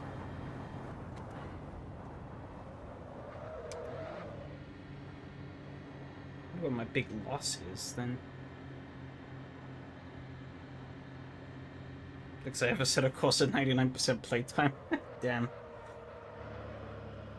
Oh, that was bad. I guess it's this corner. I've not figured out this corner in this vehicle. Played GTA in 2 months only. PD2 is almost every month. I mean, if you played it a lot, though, in those 2 months, then it would count, I guess. Like, Saints Row 2 is actually my 5th game on my list. And I played pretty much all of that in 1 month. Because that was when I found out about the Juiced mod. That actually, you know, makes the game play as it should. Without adding any extra fluff to the game or any extra content. And so I basically went and played through the game again. I didn't actually finish it. I need to get to that one day, but I've beaten the game a few times already, so it's not like I'm really missing out on anything that I haven't already done. I am sucking in this transit van royally.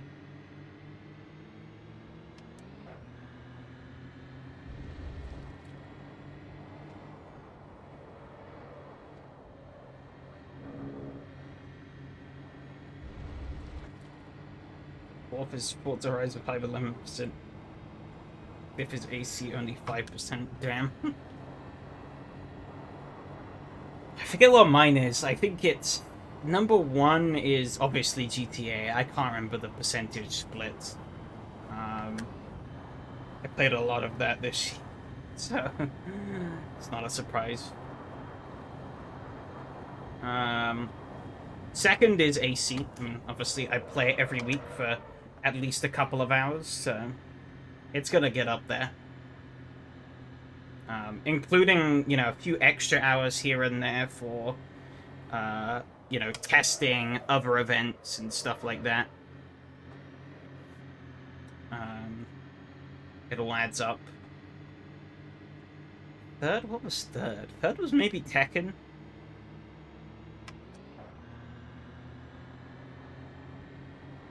I honestly couldn't say. I think it might be Tekken. Fourth, I don't remember either. And fifth was Saints Row 2. Played 2 demos, it's so funny, 99%, 1% ratio. Damn.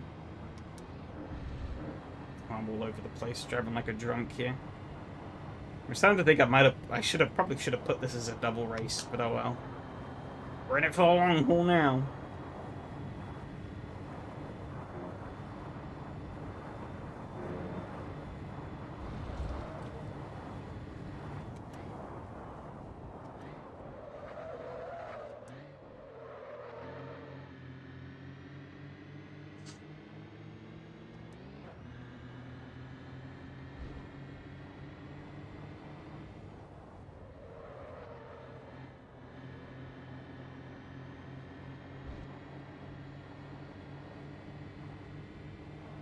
I think the funny thing is that it always counts my AC time as, like, keyboard gameplay.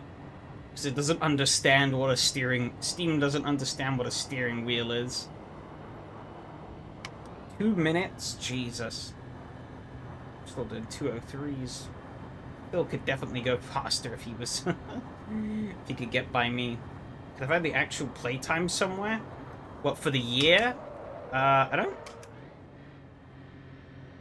I don't know.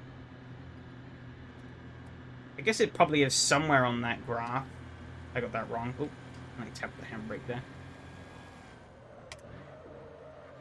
Oh, he's gone deep, real deep. Allows me to come back through.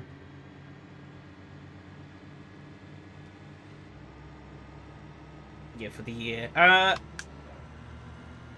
Yeah, I don't know if the Steam recap thing actually shows that. I think it just shows it in percentages, doesn't it? Actually, it was funny in, like, I think it was March, I basically played nothing on Steam. Barring AC, obviously. But it's not like I wasn't playing games in that time. Like, I suddenly decided to go and touch grass. It was just that I was playing non-Steam games. I think that was when I played TXR3, which took about 30 hours or so to get through. which I played obviously across multiple nights. And multiple rages. So that game is kind of bullshit at some points. You can't say I don't listen to feedback. One guy told me to play Forza and ended up being top 5. Don't feel like touching it again though. Car X is better. Fair enough.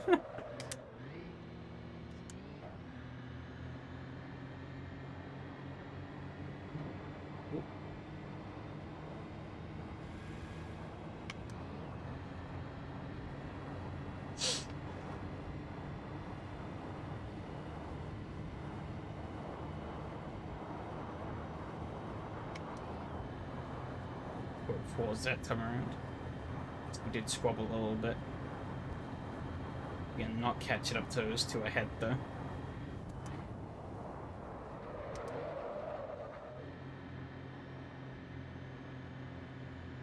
They're able to just run so much quicker through this corner than I am.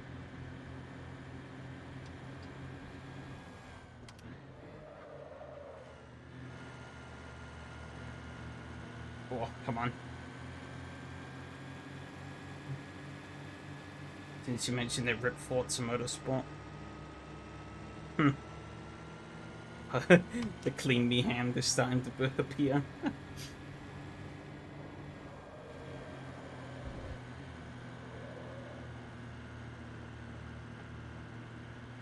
Oh, bogged there a bit too hard. Shucks. Yeah. Game of the year, probably. Racing Game of the Year is a fucking joke category.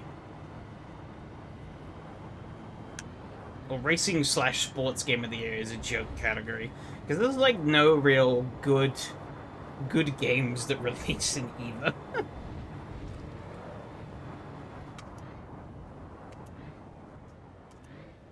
At least ones with enough appeal to make it to something like the Game Awards.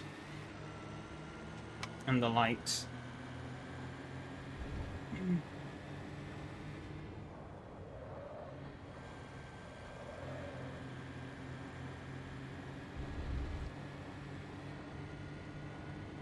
YouTube's own lists? What do you mean by that?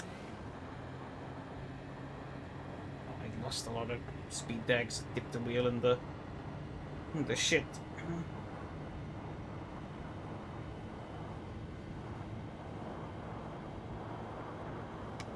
I guess it's gonna be a bit lonely from here on out, I think. Unless I can pull some crazy shit out of my ass.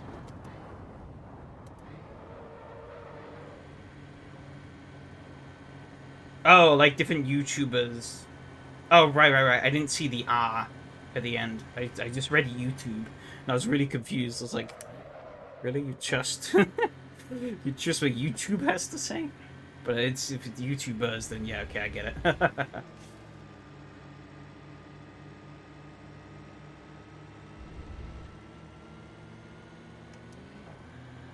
It's also going to make one of our racing games. Fair enough.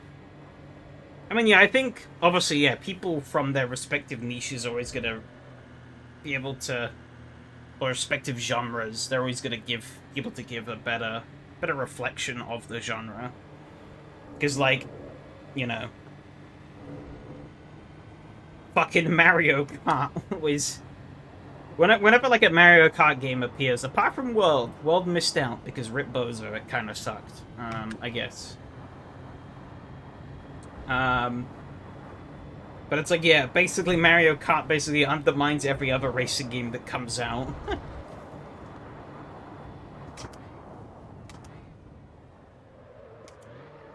Mario got booed, yeah.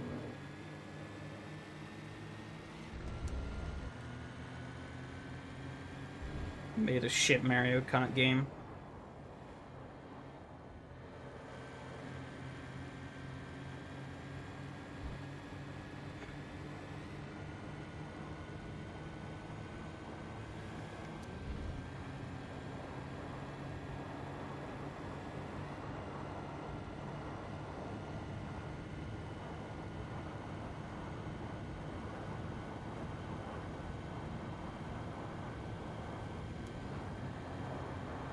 The challenge to fill a bit here, which is good. Kind of worried I was going to be dead in the water. Ooh, lost the rear bit there. I was really throwing it in. Lost a bit of momentum on entry. Mattia is slowly drawing closer. I don't know if he'll be able to catch by the end of this, but he is. That number is ticking down.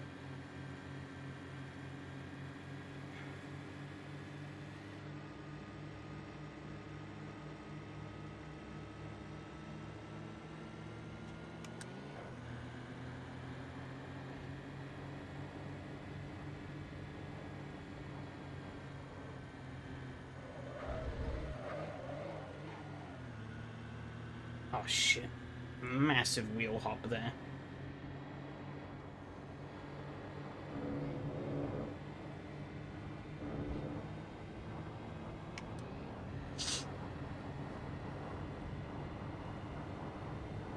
I don't know, actually, in terms of, like,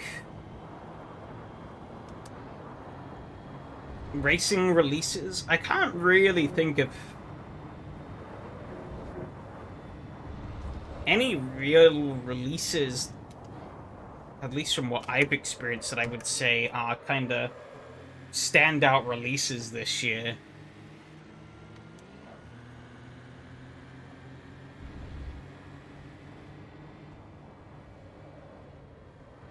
I mean, I guess you probably bat for Car Street, but I don't know.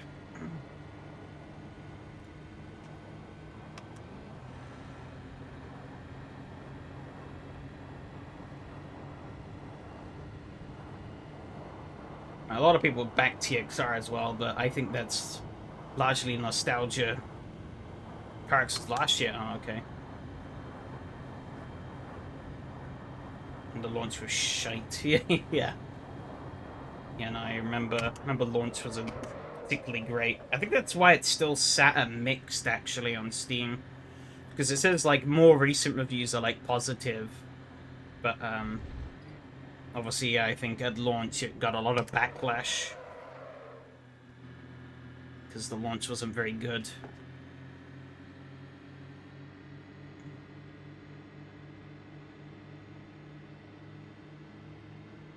I thought I'd only come out this year, though, so... Whoops.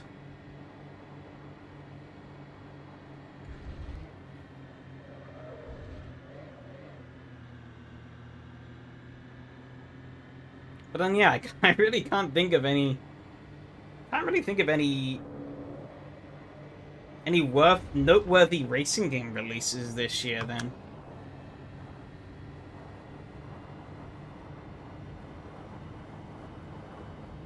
Be a similar game that came out this year.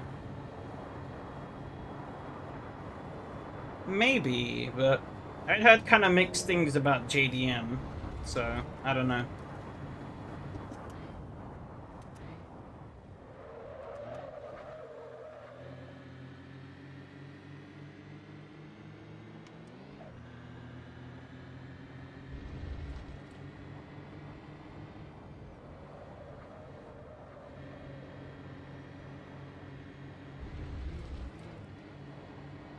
At least in terms of my circle, I guess. I definitely haven't. I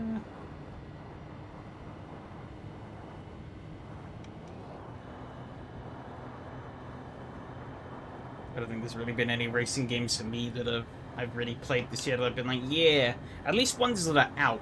There's one that I played a demo of that I thought was really cool. But it still says coming soon on the release page, so... who knows when the fuck that's actually gonna come out.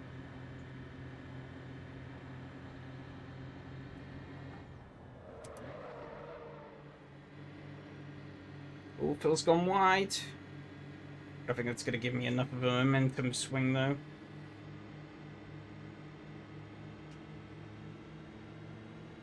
I guess that was Victory Heat Rally. I think that was this year, but I never finished that because it got a little repetitive.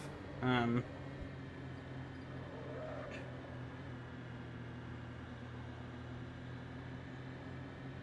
it wasn't as fun to.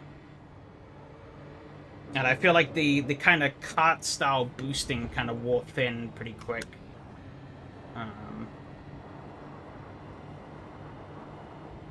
At least it had some degree of momentum, unlike 90% of kart races or 99% of kart races, but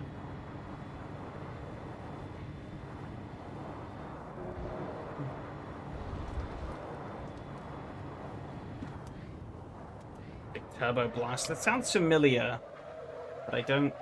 Oh, I turned too much there. Felt the understeer kick in. But I don't. My memory's hazy on what that was. But if you wonder what the cool demo was I played, it's a game called Exo Rally Championship. It looks pretty cool, and it plays pretty cool. It's like a rally raid style game. Oh no, no, that one. Okay.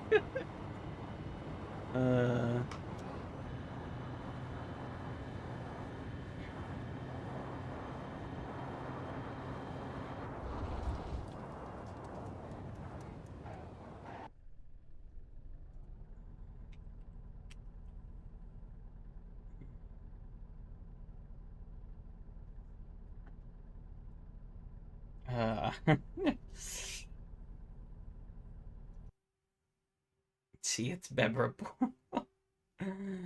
I was thinking it might have been. I knew there was something weird about it, but I couldn't remember for the life of me what it was. Content manager? Okay, that was weird.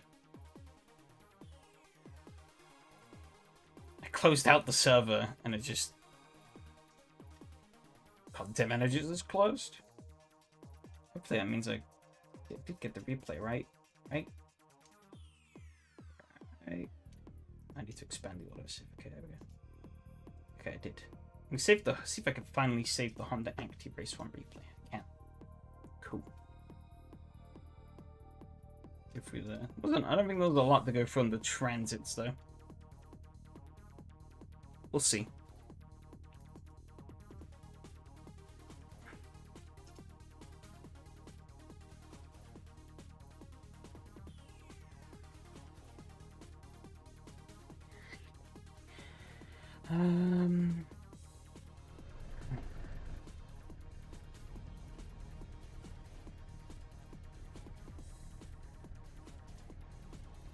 Oh, first test of the automated server execution and glowing success. So that's good. I just need to remember to keep feeding it server configs. The only real hiccup we had was my dumb ass not setting up the server configs properly. But let's pop the wheel off now. Don't need that on at the moment. Hatch wheel, no.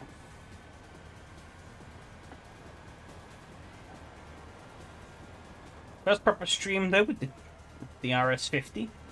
It worked pretty well, so I'm happy with that.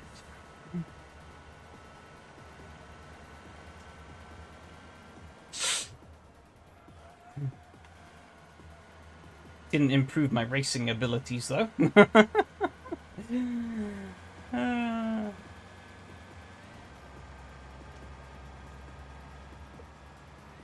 Just crap in both races. I maybe could have won in the Acti had I not have biffed it though. Oh well.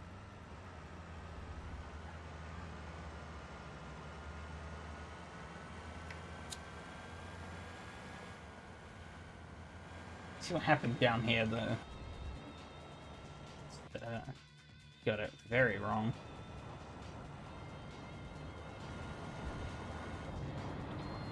Let's see. Oh, it's turning too hard, I think. Yep. Bang, bang. And then bang. Crash, bang, wallop. Unlucky. Easily done. Ooh, ooh, ooh. Camera. Should have crashed better. Yeah, you didn't take out the whole field with you. 0 out of 10. Bad crash. Plain tarts on the back. I mean, you could try. I don't think it'd work very well. Yeah, that was unfortunate.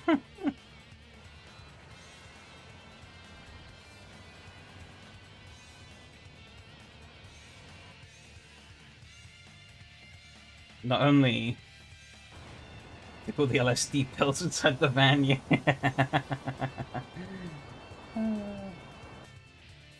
Real.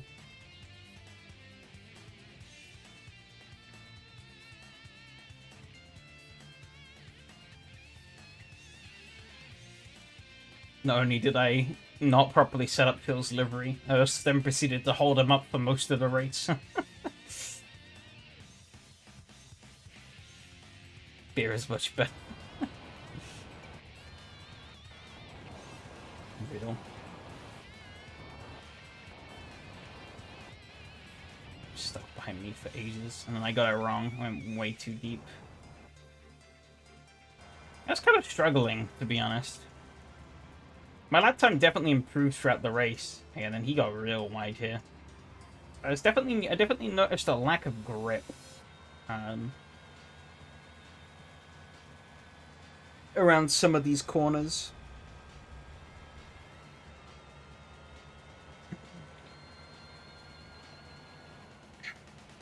Maybe I'm just more aware of it now, though, with the DD.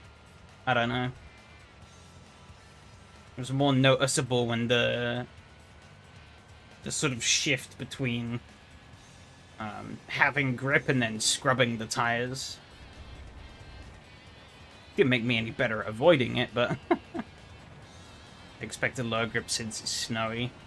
I guess I thought it was just by and large a track skin, but maybe the surface grip is a bit lower. It's not massive difference. More aware now with the double Ds. Yeah.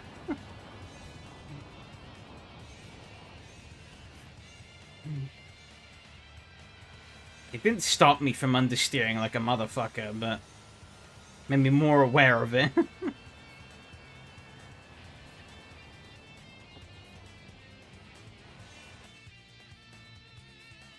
Push down here. Ooh, double over the road there.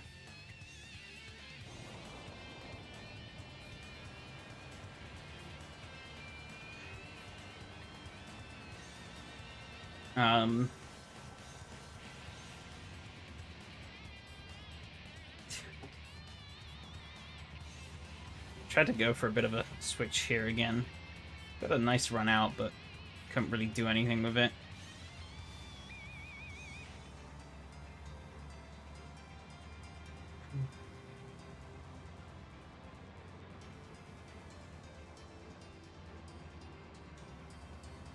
I think this is pretty much where the race ended, really. At least between the two of us. I did make a mistake down here, I think. Which got me really close again. Yeah, he just didn't get this corner very well. I nailed it. Didn't really matter, though. We're back. Anything planned after? At the moment? No. I'm kind of open to suggestions. I don't have anything scheduled in place.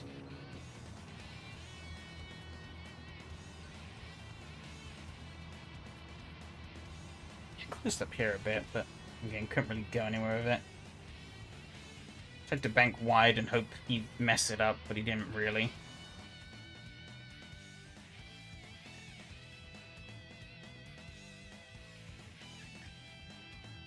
Stayed relatively close, but slowly spread out a little bit. I guess.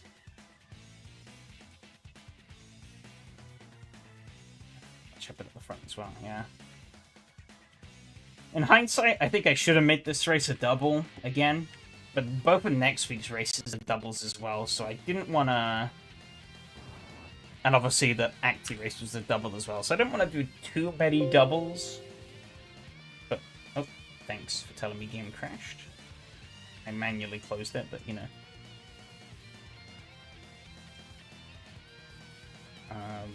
But yeah, I think it would have been a bit more exciting, I guess, because we kind of spread out a bit there.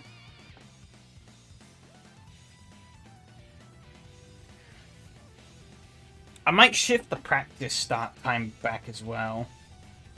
Burnout, maybe? Which one? because there's a lot of burnouts.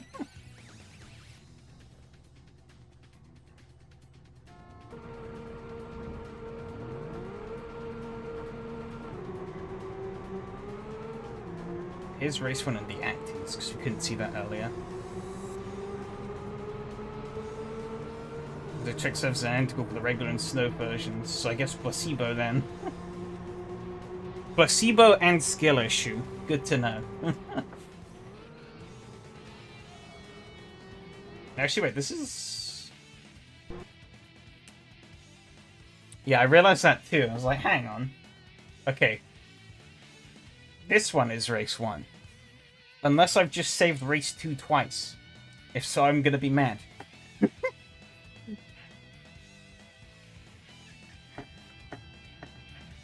Okay, no, this is race 1.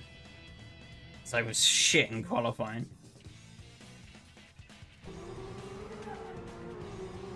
And then, I got a great launch, and then I fucking pulled the handbrake. So for context, obviously, I got the new RS50. And, so I have... You can't see the wheel. But on the left-hand side of the wheel, you've got 3 buttons basically in a row, or in a column. You've got square at the top, then you've got L2 and L3 underneath that. Now, L2 is my look left button, and L3 is my look back button. But square, which is above the 2 of them, is my handbrake button. So what the fuck did I do? I hit the handbrake button. Because I wasn't used to where all the buttons are still. And obviously I was busy looking at the actual race.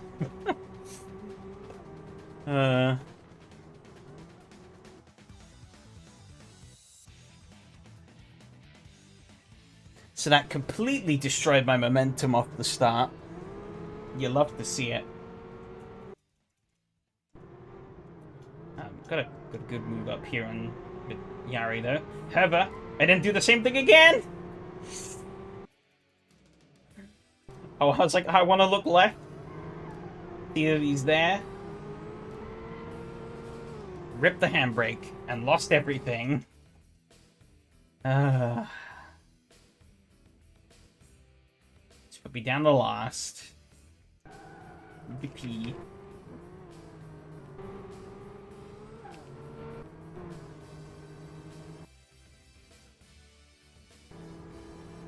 So I got front. I slipstream on Phil.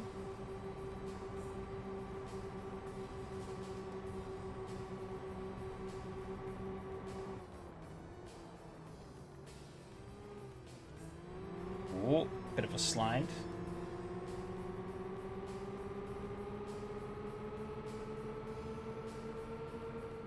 But I guess win out up here. Yeah. I'm guessing that's probably it for that. I made a place on Hanu. Went through here. Managed to close up through. Is he stuck in 4th gear? Or did he just forget to shift? I don't know. Really ran out 4th gear. Pick up the 5th at all? No. Oh, it's red on the inside. Huh, I didn't notice that. Big understeer on the exit for me, but I kept the hold of it.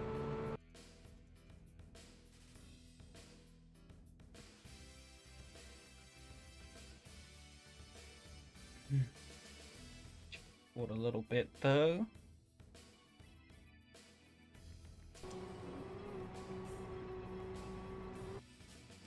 But race cars don't have a handbrake, yeah. Definitely, yeah. Yeah, because in real race cars you have a button to look left and right.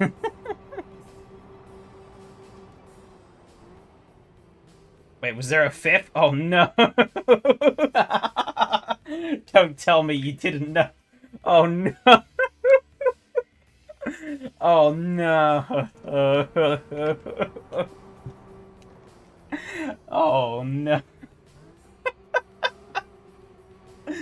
That's tragic. That is tragic.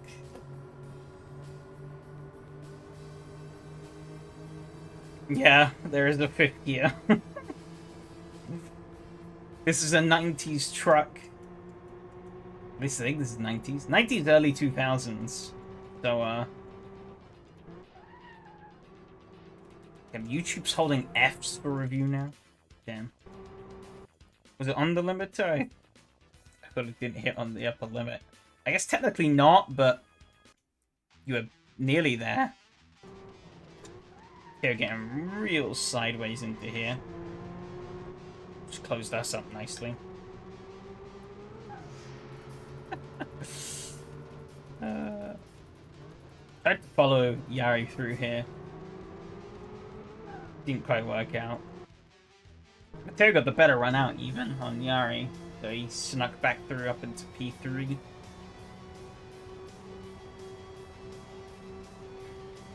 Yeah, I think fifth gear I only really used it on the back straight, or main straight, sorry, like start finish straight. Everywhere else is pretty much good enough for fourth, or third, or second. Do you even try to shift up before this is the fastest the car goes? Oh, I missed it. Here's when Mateo eats his demise. Oh yeah, just bounces that curb too hard and clips that. And then catches Yari as well a bit. Yari gets stuck up against the wall. Or Hanu just squeezes through. But yeah, no, yeah, the thing could definitely go faster. Not much faster. I mean, actually, yeah, see, yeah, it's up to about 60, 68, I guess, in fifth gear, but here we're going 70. I think, by K-Car law, I think this probably tops out at 85, if I had to guess. I think that's where the restriction, the law, like, sets it to as, like, a maximum. Yeah, I got a nice run on Yari after the incident. Just ran around the outside.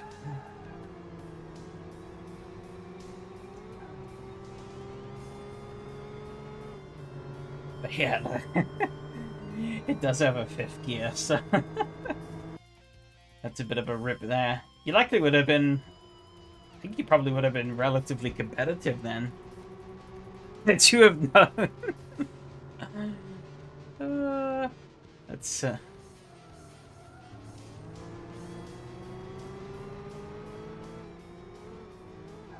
wonder what the last 4-speed car was, actually. Because I don't think you can really get 4 speeds anymore. Everything now is 5 or more, as far as I'm aware. It's kind of just been the standard for eons now.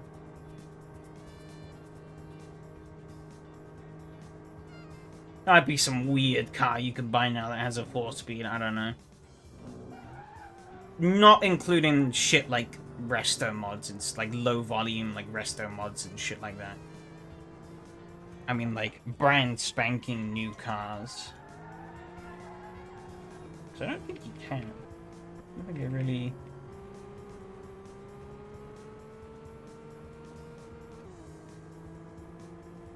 I think 5 or 6 gears just makes the most sense. Obviously if you've got an automatic it goes up to like...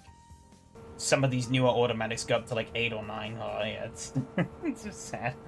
Screaming away in 4th gear. I guess also excluding race cars like NASCAR and stuff like that. Because obviously NASCAR stuck with a 4-speed for a long time, up until the next gen. But even now the next gen's a 5-speed, so...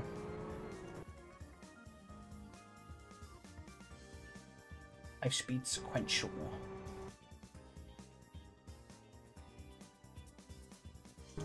I got that all wrong. Bit of a drift. I was worried I was going to crash into him, so I quickly correct. managed to stay ahead there, I guess, because he lost it a bit as well. And I went for it, and he backed out into there a bit. It's giving a lot more of a gap than I was expecting.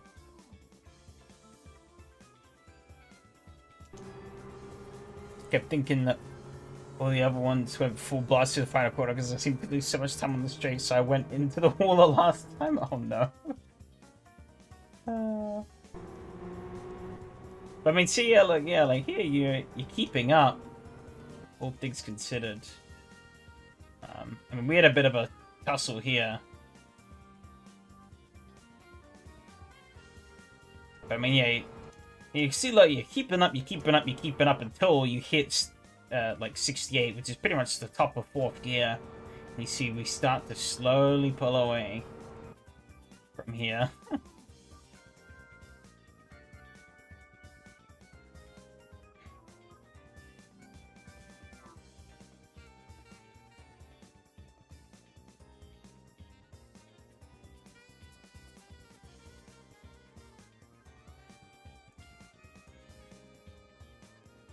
See. I'm guessing you probably made him race 2 because of race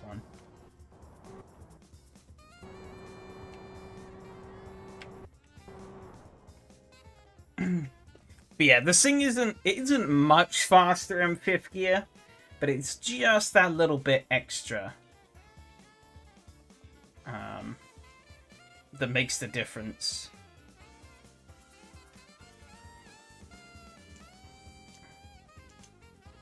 I'm curious, what is its top speed? I haven't actually looked in-game. See what it says. Oh,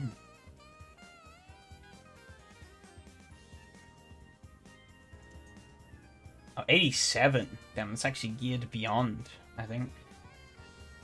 Pretty certain the K-Car regs is like 85.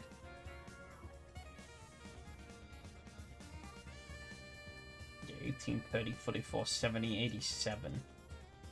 I guess it might be actually geared longer and then just speed limited for like overdrive and stuff like that. Because at least I know in my car the speed limiter is or it was, because I think they've removed it. It was an electronic limiter that stops the car from going above 85.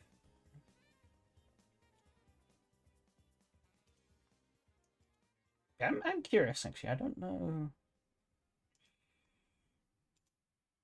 I do wonder what is...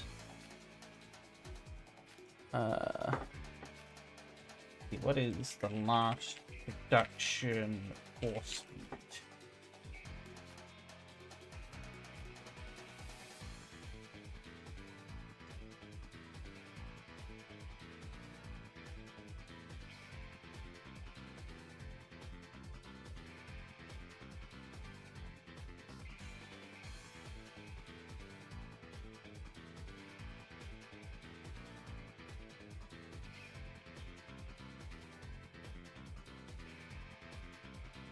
It seems like some cars in America are sold with 4 speeds. I guess I'm not surprised.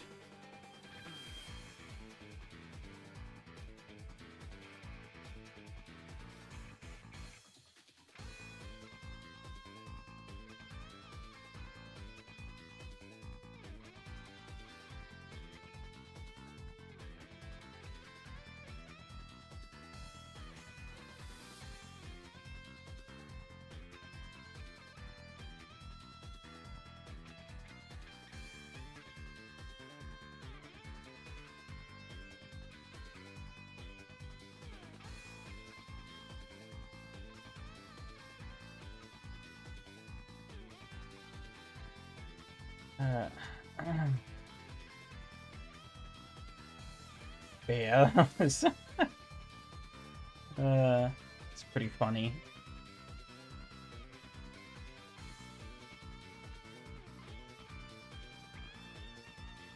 Next week, of course, is when shit is going to completely hit the fan.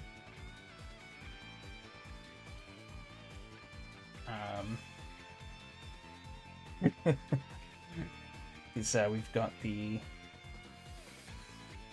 Oh, you other guys are slow. So slow, I have to give you some handicap. Yeah, you're right. So right. Guess I can quickly... given that I didn't get to shut off in the race... Might break. Hopefully it won't. There you go. This is what... Camera's a bit off. This is what Phil's transit look like. Fancy little light scheme.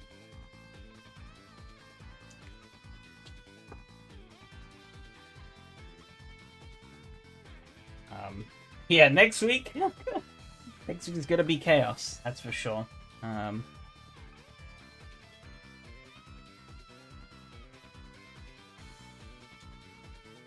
So I'm looking forward to that. But yeah, do need to get planning for a actually like season 1 in 2026. Want extra pits with or without snow? Yeah, I guess maybe extending the pits and... I mean, yeah, I guess there's no harm adding snow. Probably wouldn't be a bad idea.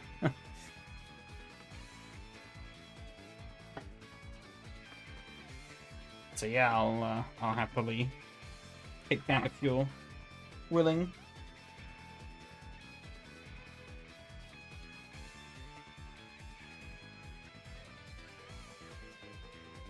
They get a sign. Whatever. Need to use extension to solve some Zed fighting.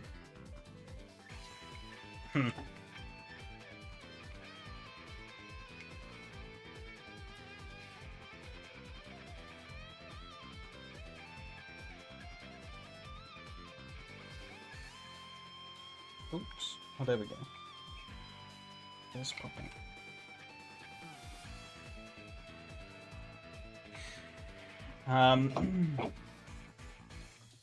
But yeah, definitely need to at some point start planning for 2026 season 1.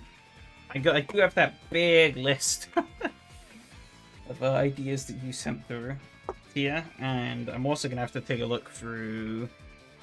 Gonna have to take a look through the other suggestions and stuff that I've gotten.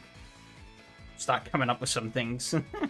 Putting down some proper series ideas. What did you miss? Hanu,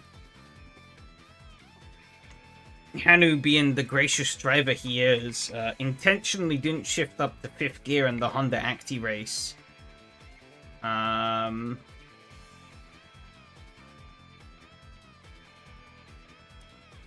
just out of respect for us. Didn't want to make us look bad. Definitely not that he didn't realize that it didn't have a 5th gear. See that Mark 1 Golf on overtake? No, I haven't.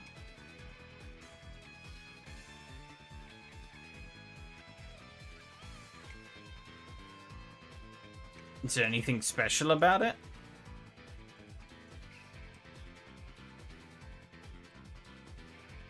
Oh, I think I see it now. VW Golf Mark 1 Little Bird, rear-wheel drive V6 plus 80 no original liveries.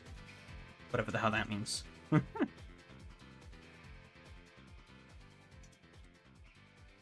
Cool looking hill climb with 80 liveries. That's a lot of liveries. Little Bird, rear-wheel drive V6. Stiffly sprung and highly strung. Harsher curb stomps American History X. Feels like the clappers and sticks like dog dirt for blanket cheese. It's like a little pocket rocket. Maybe too much grip for its own good. Damn.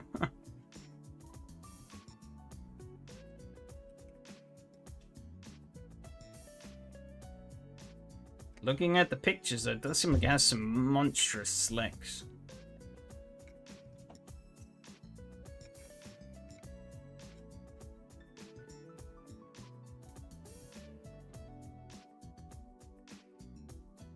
Yeah, they modded this before. This is way more detailed. That's like pretty detailed. All things considered.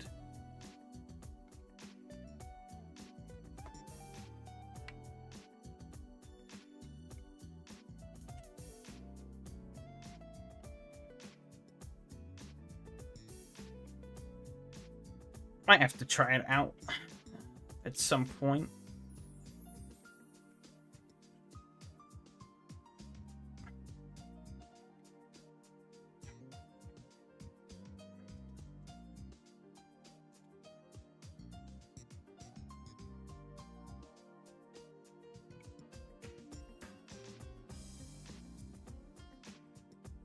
I guess I can give it a quick try now, I guess.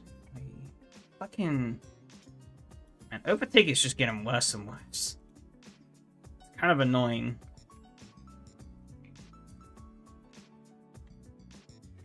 It's like when it comes to AC mods, you've got... Fucking...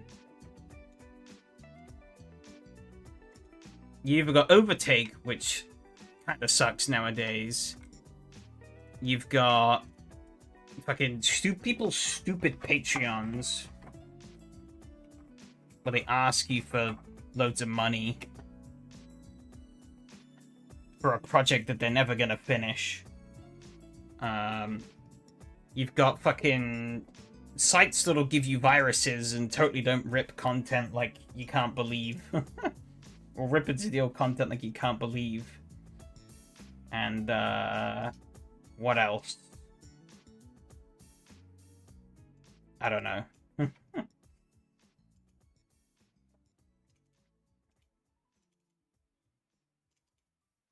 I guess also people selling paid mods and shit.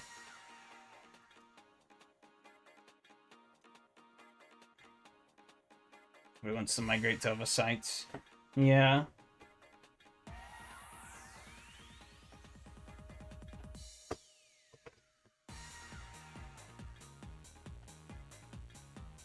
The issue is that it did become the main place to go. This is not the BeamNG scene. I guess if you're on about like the stuff like the DRM and whatnot, but BeamNG at least has... I don't know how much people use it, but it at least has a built-in mod... mod repository.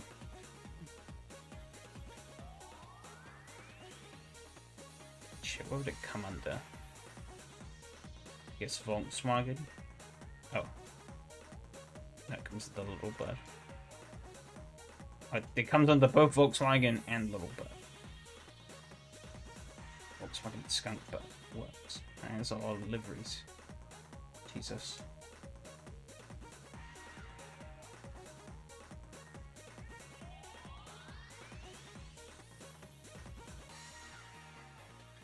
Button is super slow though. I like it, but it's slow.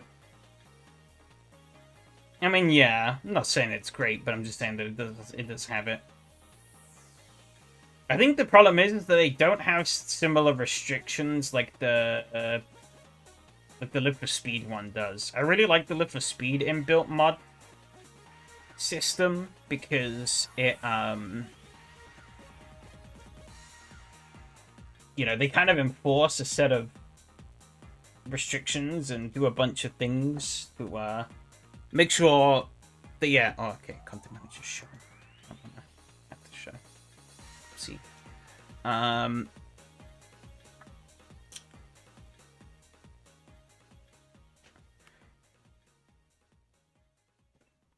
Yeah, it makes sure that like mods are kept to like a reasonable size so that they can be loaded into the game pretty quickly. Well, that's kind of loud.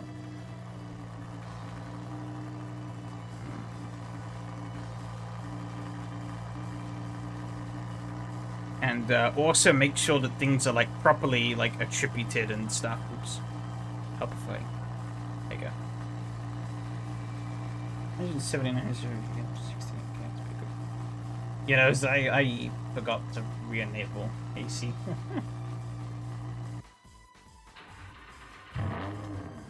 gets a little goofy. Oh, that's loud.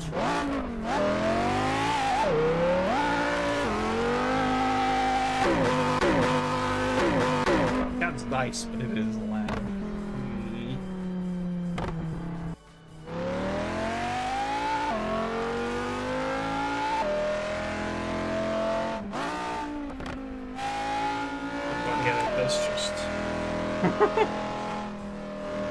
With Nexus mods and Mod Workshop. I have no idea what Mod Workshop is, but yeah, I do know about Nexus.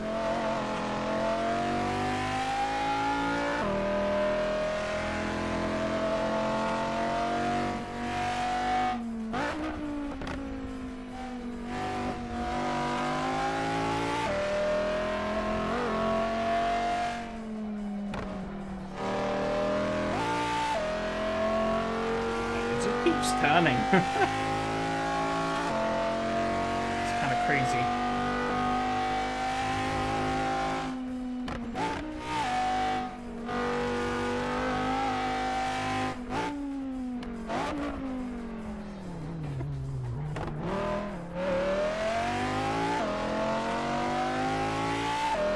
It's like the Source Paydic stuff. Does it do other things, or is it just for baiting?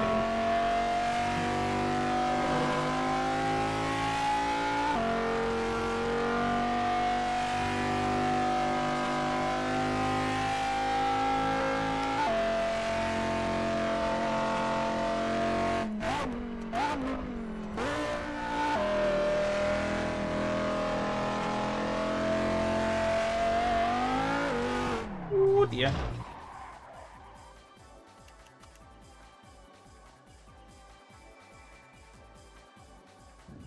This thing is kind of nuts. I can kind of see what Mateo's on about. He said it has a little much grip for its own good.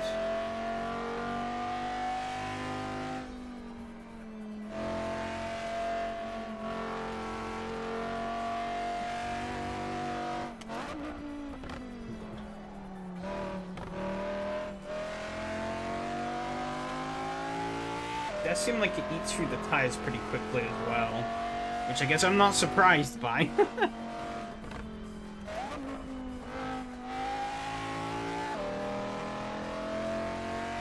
For racing, this probably wouldn't be the greatest. It's a pretty cool car, but yeah, I think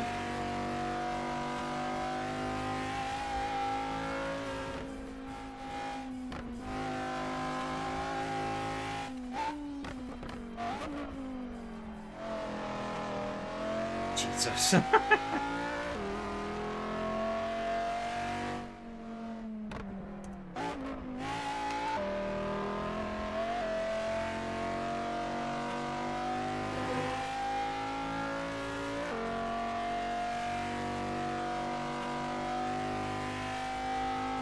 Surprisingly not the quickest in a straight line. It gets off the line pretty quick. But then in 5th and 6th it kind of patters out a bit. I mean, I guess it's good that it has top end, at least for racing. Gotta lose its speed when you start rotating it like that.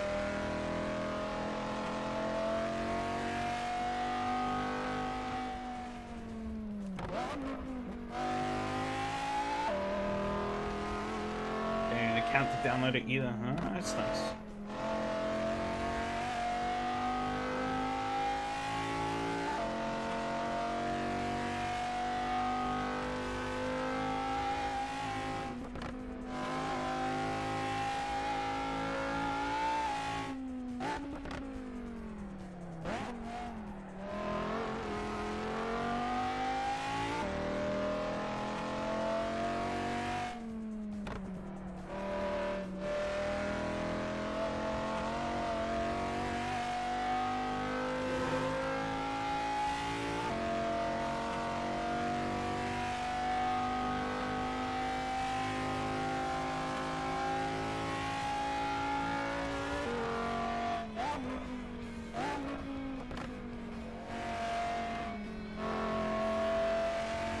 It's pretty fun to drive though once you kind of get used to it.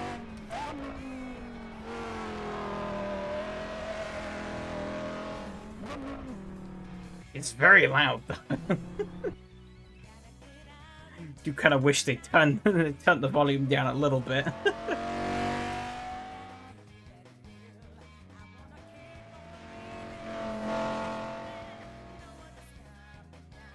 Yeah, but hasn't that, like, not been updated in, like, years?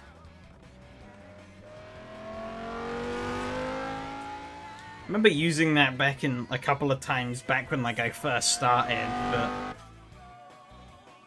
then just, like, most of the mods I was getting from there would just redirect me to race departments. I was like, yeah, I'll just go straight to race department.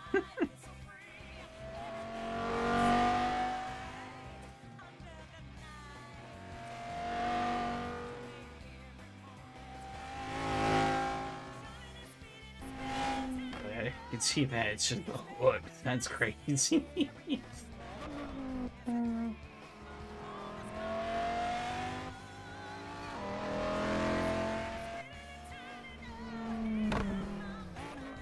Yeah, I don't think this would really work for a racing series, but an interesting little car nonetheless.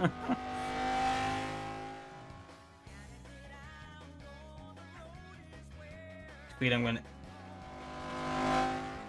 ACTK? Cows are eating snow, yeah? What is ACTK?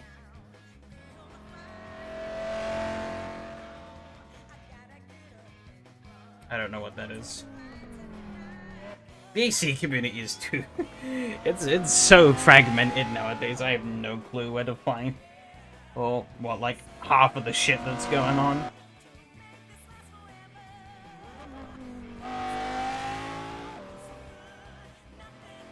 Mod collection site.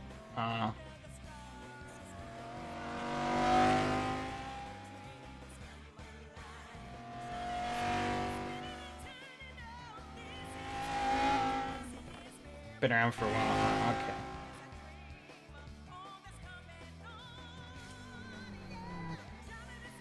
Okay. Gray area. Not surprised.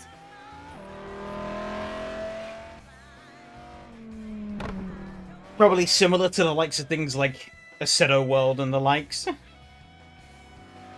Guy who's trying to make money off other people's mods. Yeah, I'm not surprised about that.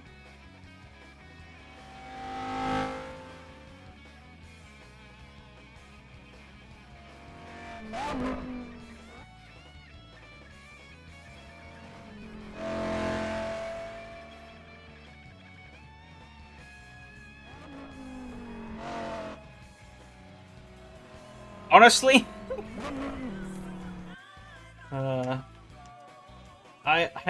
I somewhat, sometimes I do kinda wish for the days that I can, shift primary sim away from AC. Because the AC community, there's a lot of good, there's a lot of really cool stuff, but at the same time, it is also just a complete fucking mess.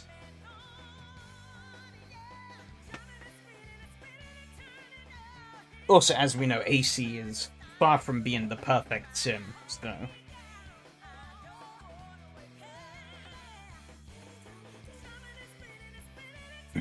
Would be nice to eventually one day have something that could take its place, but as things are looking these days, that ain't happening anytime soon.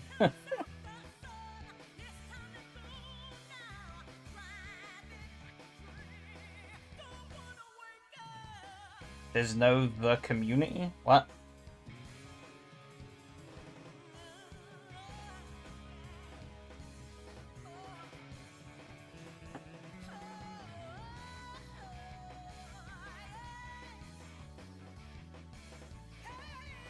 I guess you're trying to imply there's like there isn't one like central community for any game, which I mean I guess you're not wrong about, but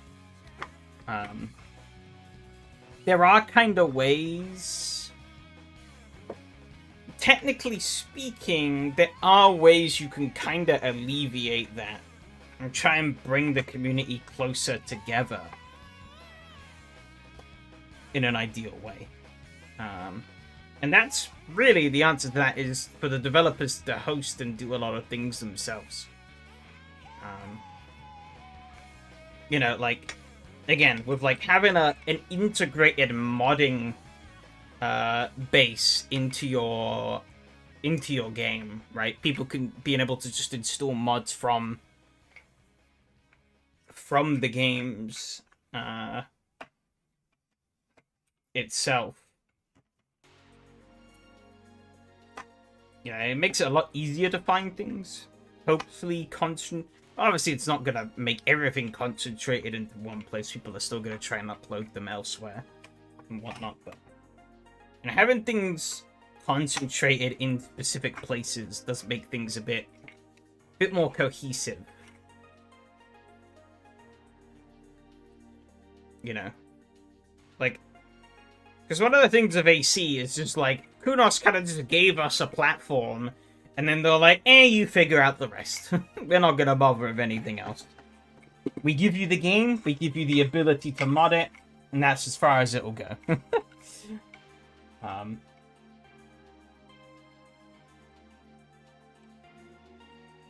I mean, yeah, but I mean, it's... You get a better idea when people share channels to communicate and share things.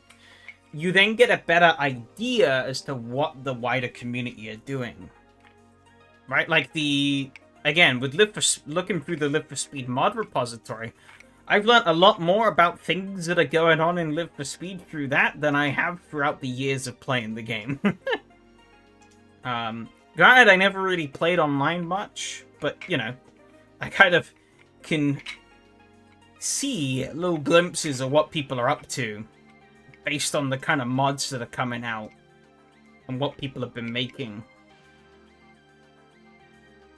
It's a shame open source gaming or game engines don't really take off. Yeah. But, I mean, yeah, kind of like Matthias says, and we would have 100 AC forks. I think that's also kind of the problem, right? Is, like, having an open source video game on paper is a pretty cool thing. But if you want people to be playing on the same page, then that kind of becomes a nightmare.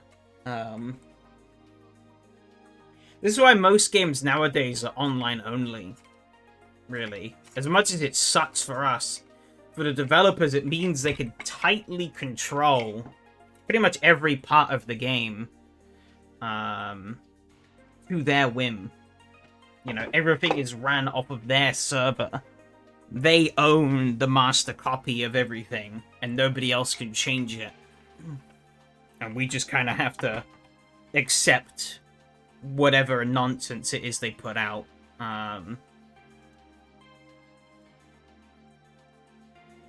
Whereas, yeah, if you made like a game that was like truly open source, yeah, it would. I mean, yeah, you'd just end up with so many different copies of it if it took off. I mean, look at the amount of different ways you can play Doom nowadays. That wasn't quite open source, but, you know, it's all over the place. So many different, like, source ports and just ports in general. It's great to see, but if you wanted to actually, like, play the game with other people, kind of becomes a bit of a pain in the ass. If it was a single-player game, then it doesn't really matter. This is one of the things that I kind of get a little annoyed about with CSP and the way CSP works with AC, because CSP is a fundamentally client-side thing, right? And basically all of it's, even though you can, I haven't actually looked into this yet, but I know in SRS, I think Enrique was able to set up a way to force people to have a certain CSP version, but I don't know if you can actually force specific settings to be enabled. But it's something I'd have to look into at a future date. Because, like, yeah, you can fundamentally have a different experience depending on the settings that you have selected. Whereas if that was more controlled by the mods or the server, I think it'd be a lot better for multiplayer play. But now you kind of end up with this hodgepodge mess of people with all sorts of different configurations playing playing the same game together. And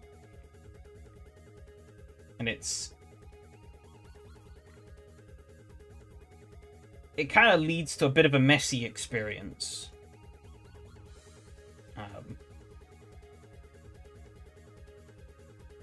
Skyrim, yeah.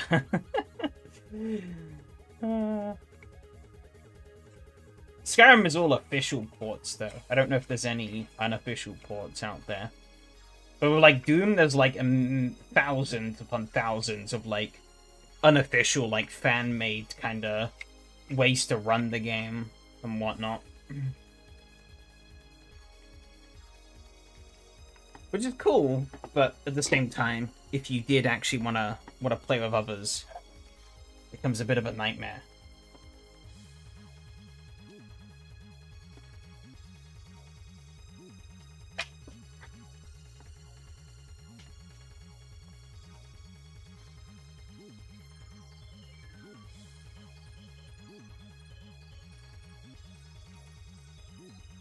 It's multiplayer mod for SC, that counts, right? I guess if you want it to.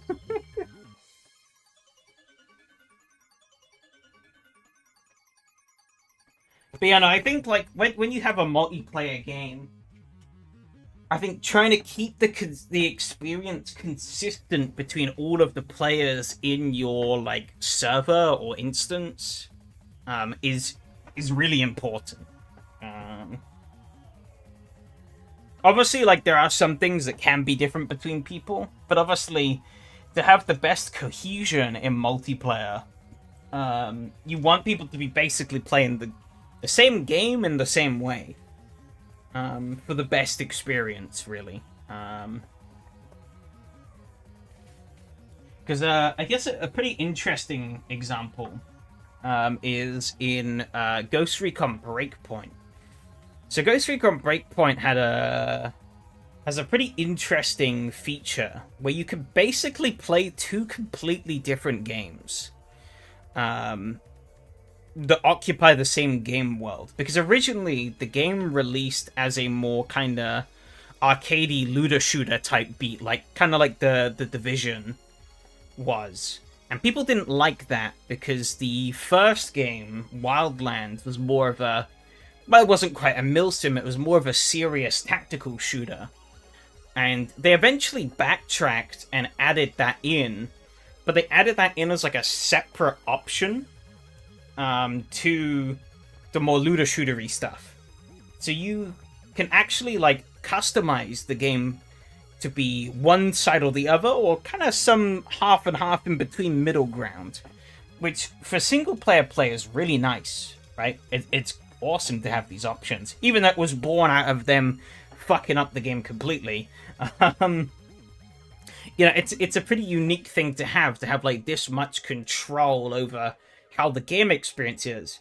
But you could play the game multiplayer, and that's where things start to get kind of weird, because then you're playing multiplayer with people who are kind of playing a fundamentally different game than you are. And it means that interactions kind of play out weirdly, right? Like, encounters that may be hard for one person are really easy for the other, and vice versa, and stuff like that. And it leads to a very disjointed experience. Sure, you're both playing the same game in the same area, doing the same objective, but the way you're actually playing through that objective is almost entirely removed from each other. Which, you know, obviously isn't particularly ideal. Sounds like real life. I guess in a way, I guess you're not wrong. But we shouldn't replicate all of life's problems in video games.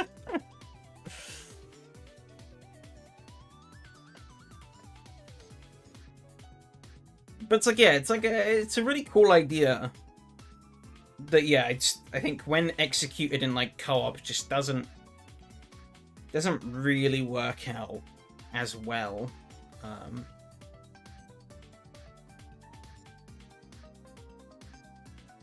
And that's why actually when you play a lot of like RPGs and stuff, at least from my experience, especially like peer-to-peer ones, they typically base things off of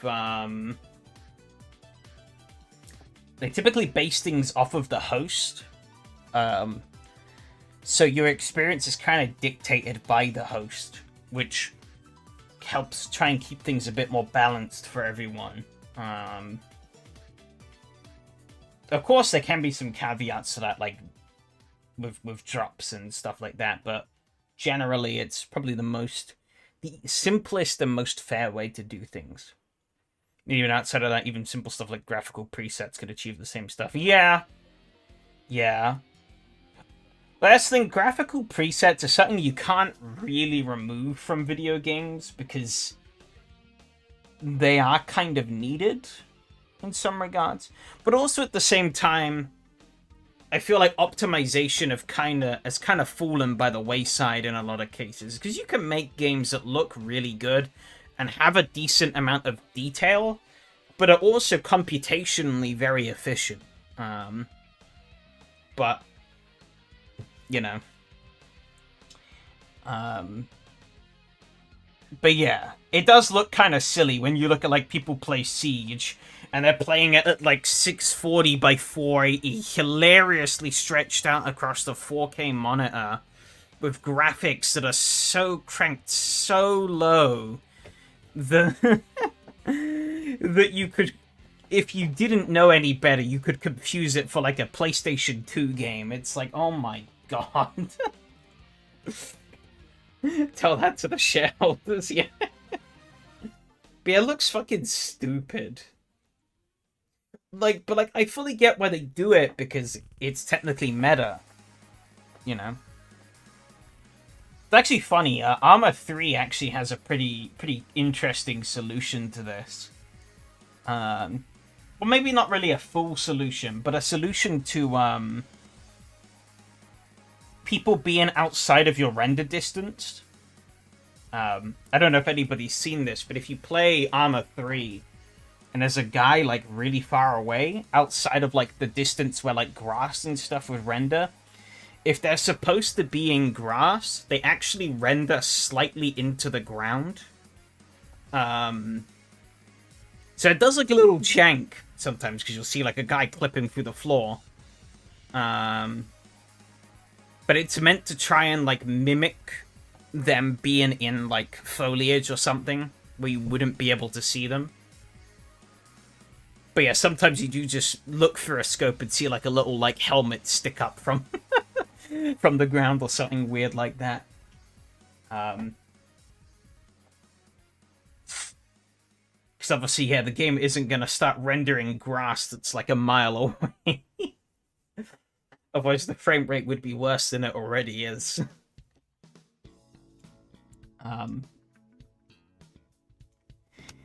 But yeah, it is tricky. It is pretty much impossible, especially on PC, to be able to have people play in the exact same way.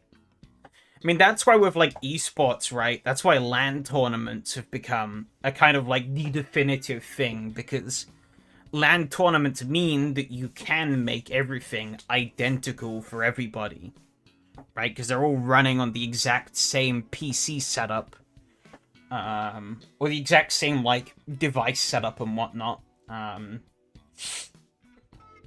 they're all playing it in the same space, same connection, same everything. So it should mean that, like, you know, people can't really manipulate things to their advantage.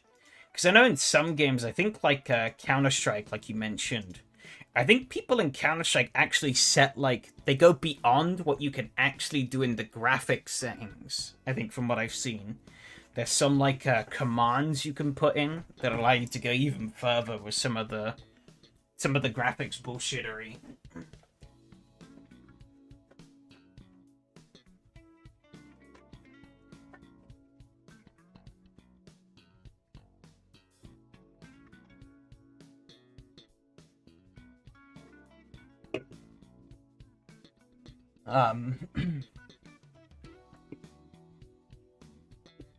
Honestly, though, kind of just wish esports wasn't a thing. Would solve a lot of problems with current gaming. Not all of them. Obviously, we'd have to basically eliminate corporations as well.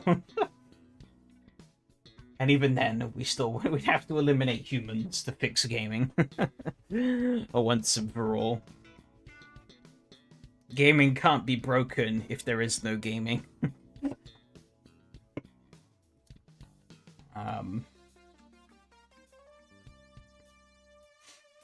But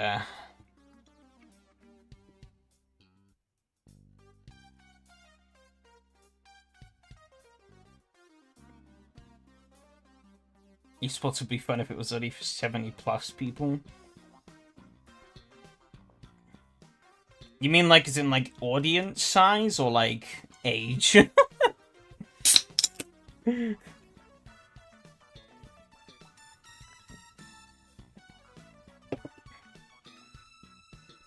Esports doesn't hold as much water as it did before. I don't know, I'd still say it's pretty big. I mean, in sim racing, of course, not really, because I don't think sim racing esports has ever really held much relevance.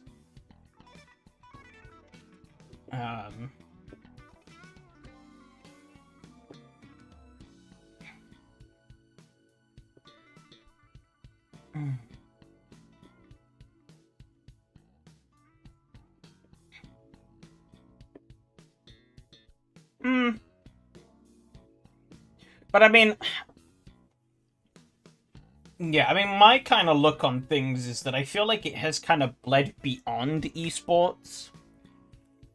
Because I feel like there's been a shift throughout the years. I mean, people have always tried to play games good and better than everyone else, right? But I feel like over time, I feel like that's kind of become more and more prevalent, especially with the rise of esports.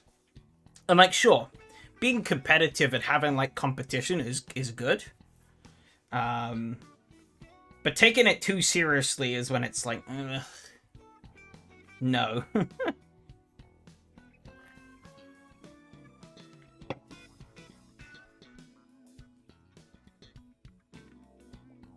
And I feel like in recent times, people take things way too seriously in a lot of cases.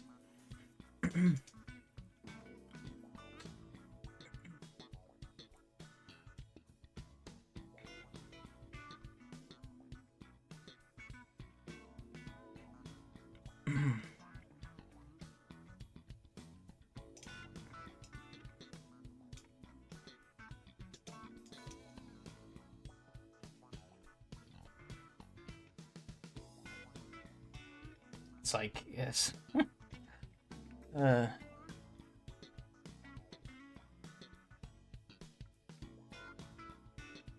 It's like, yeah, some people do crazy amounts of, like, practice for some things.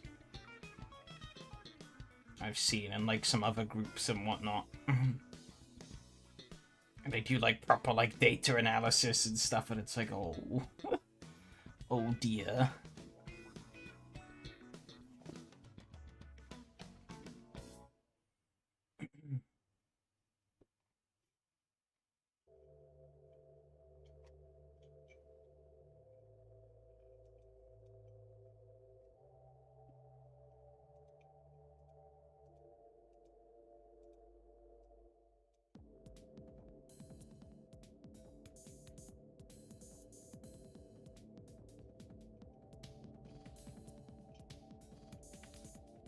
Esports like NFL for me. I don't know anyone who follows it. Just some strange people over some ocean follow it. That's a great analogy.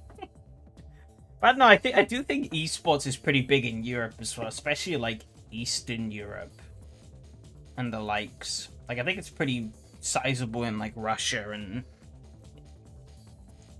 some of the other Eastern countries like Poland and the likes.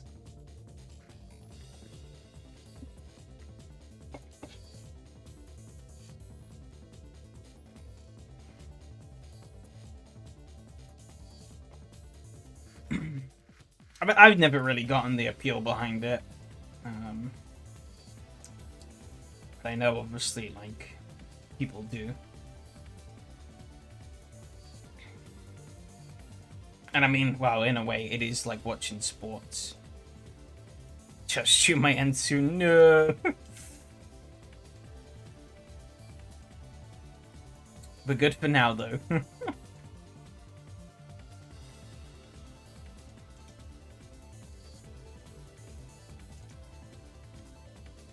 Hold up.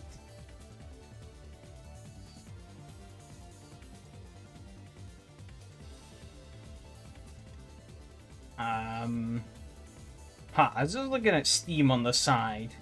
Steam just recommended me BeamNG Drive. But I already own BeamNG Drive. Riddle me that. Unless they've revoked my ownership because I haven't played it in years. Sorry, you no longer own this game.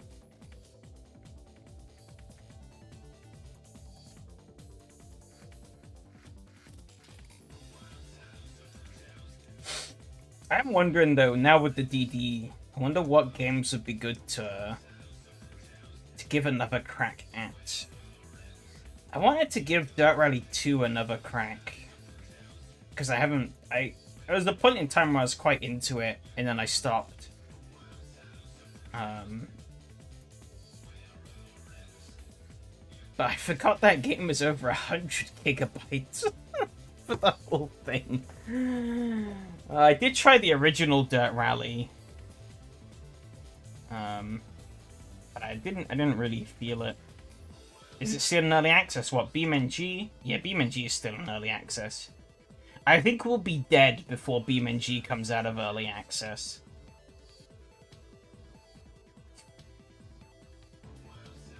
Or at one point they'll just give up and just say, it's finished. Even though it probably won't be.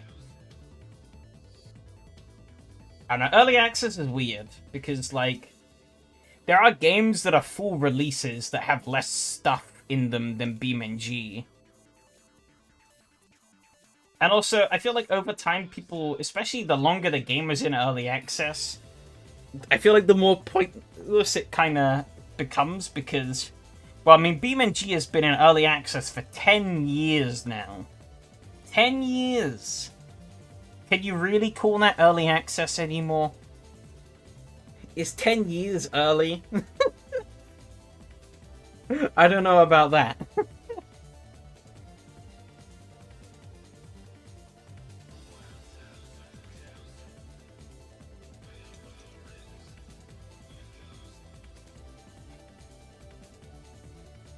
Oh my god, yeah. Approximately how long would the game be in early access? It's difficult to give an exact number, but probably at least 12 months before we call the game beta, in brackets feature complete. Even then, development would probably go on for years as potential of our engine is extremely vast. 12 months? I think they more mean 12 years. I think they just forgot to remove the early access tag from it. In a 1,000-year timescale, 10 years is early. Shit, you're right there.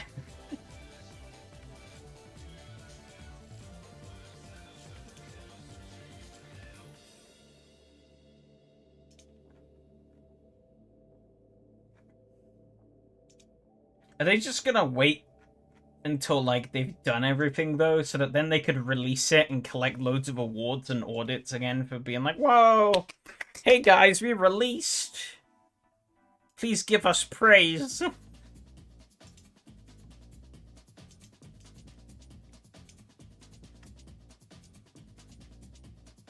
think at that point everyone would just look at him and be like, no.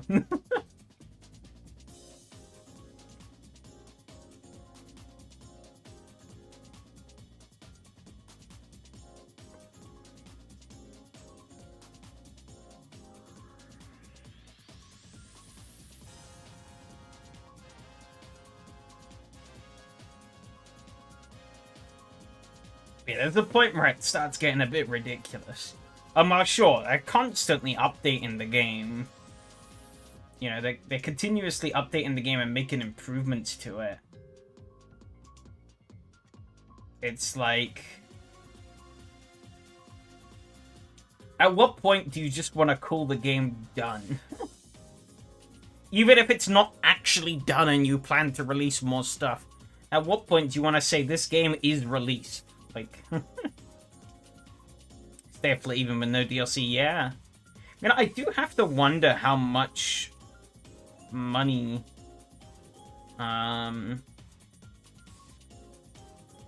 these companies do, or some of these games do make.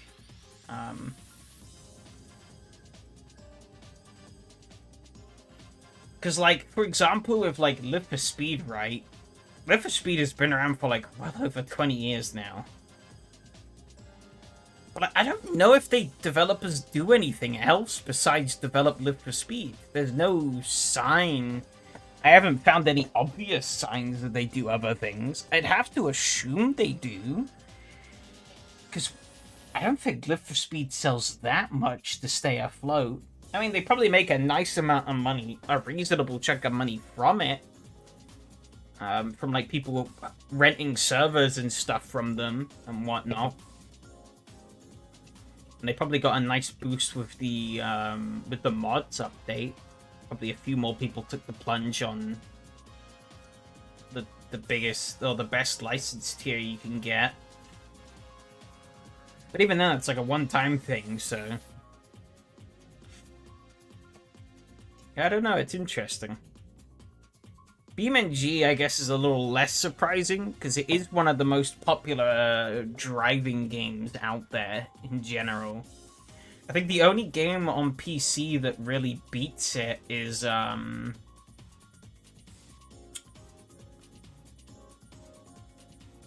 Euro Truck. In terms of, like, concurrent players.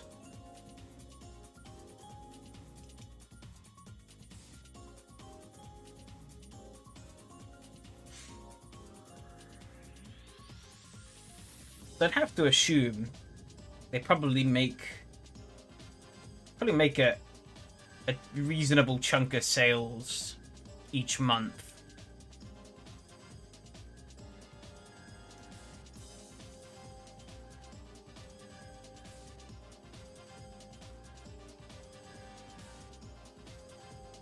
I don't know how big the team is, though. I'd assume the team probably isn't very big.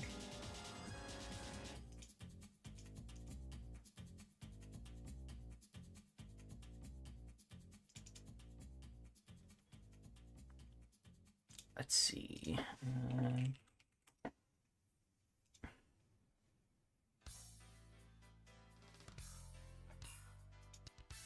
Let's see how many.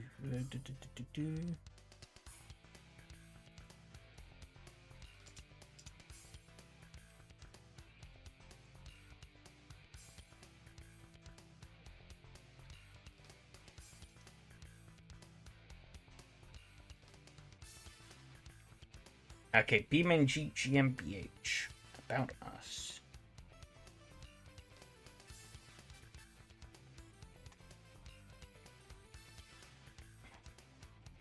Team. Okay.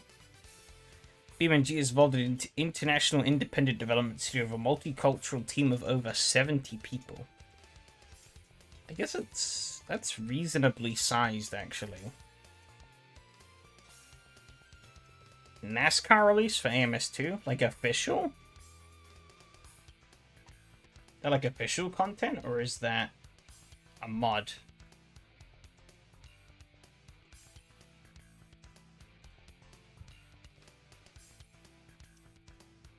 Oh, it's official. Damn. Final update of the year expands AMS2 into US Stock Car Racer 3 Generations. Added bonus content Racing USA expansion pack. And UOval Pocono. Ooh. Wait. For Racing USA? Does that mean I have it? I have the Racing USA expansion.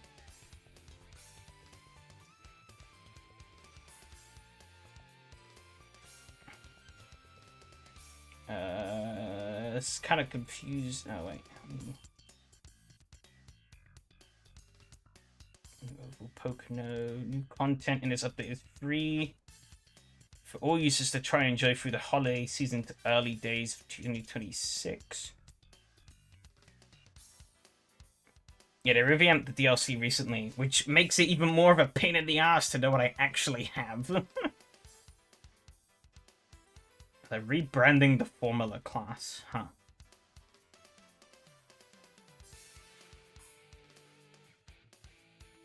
Racing USA bonus pack. Added Pocono Raceway, Fontana Oval Classic.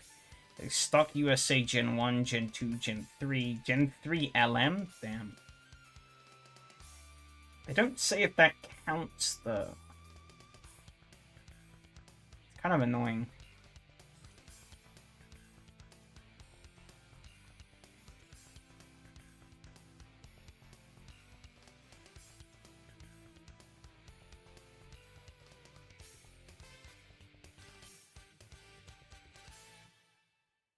So I bought it back when the season pass was a thing.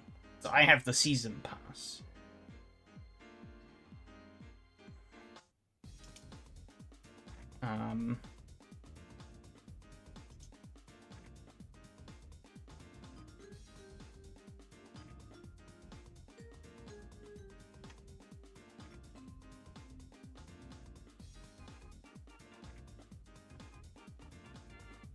So it's kind of hard to say. Racing USA bonus pack.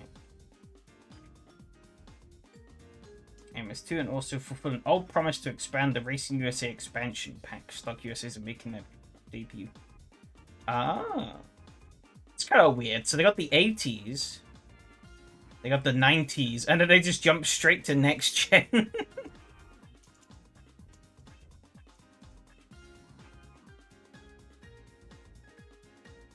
Okay, so the name suggests this bonus pack will be free to all owners of Racing USA expansion pack and all bundles that include it.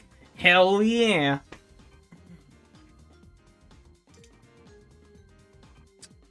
Testing the gain on my line mixer headphone amp don't scream.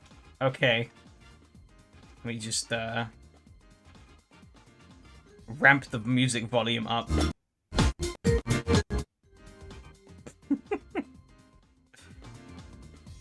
I forgot what I had it at now. Close enough. That's pretty cool, though. I might have to give that a shot at some time. But how big is AMS2 now? 127 gigabytes. Ow.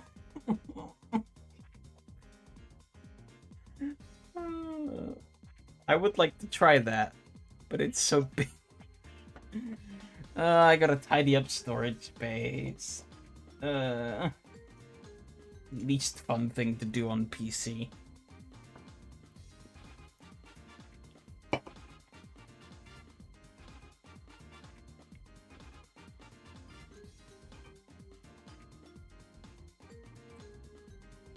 That's pretty cool. Pretty cool that it's actually... It's an expansion to that update. Still live watching from phone now, damn.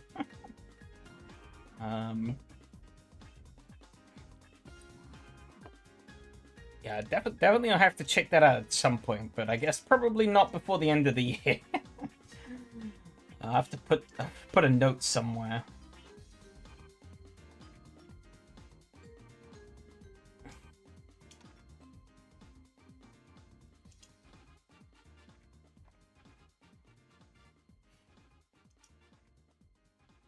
But yeah, I gotta start. I gotta try and figure out A, what next season's gonna be. As I mentioned earlier, and B, I also still not sure what I want to do for New Year's Eve. I don't think I have any. I don't think there's anything really happening on New Year's Eve, so it's like I'm somewhat tempted to stream, but I don't know what I would do. And I don't know if anybody would be around to watch or take part in whatever I do. Might also just do a more low-key thing. Or you just hang out in, like, Discord or something. I don't know. But if people have any ideas for that, could literally be anything. Let me know, I guess. I'm all ears.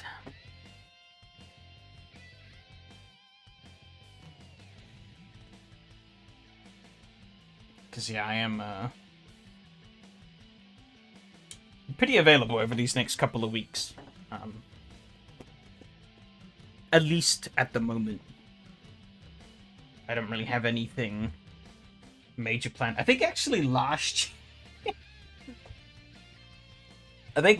year when last year at New Year's, I think all of my family went to sleep before. They were all in bed before New Year's. They just couldn't be bothered. Yeah, it's Wednesday. The Tuesday race day is the night before. So yeah, it's the 30th, and then obviously 31st, day after.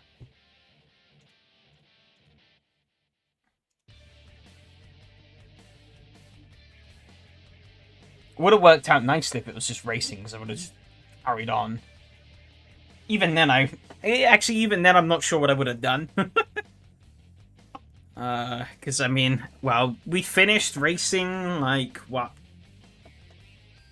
Like, around about, I think the stream on average finishes at about 9 PM here, which means I'd have to fill at least 3 more hours to get to midnight, and then probably an hour or 2 longer after.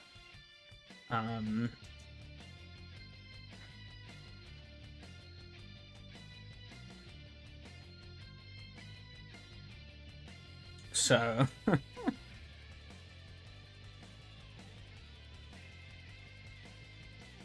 we do anything last year? I guess we didn't.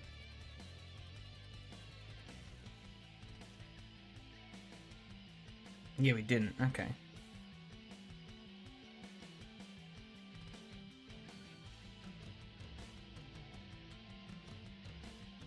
Oh, I actually missed.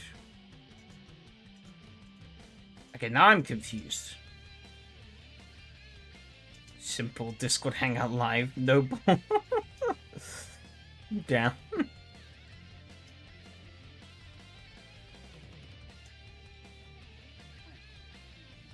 I mean, we could, but I'd like to do a little more, I guess. Huh. Oh, I remember now. Okay, I was thinking of the year prior. This year, or last year, sorry, I remember I missed New Year's period, I think, because we were working on renovating my bedroom.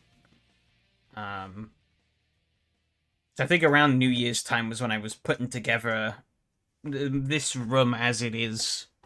Not exactly as it is now, but kind of putting it as closer to as it is now.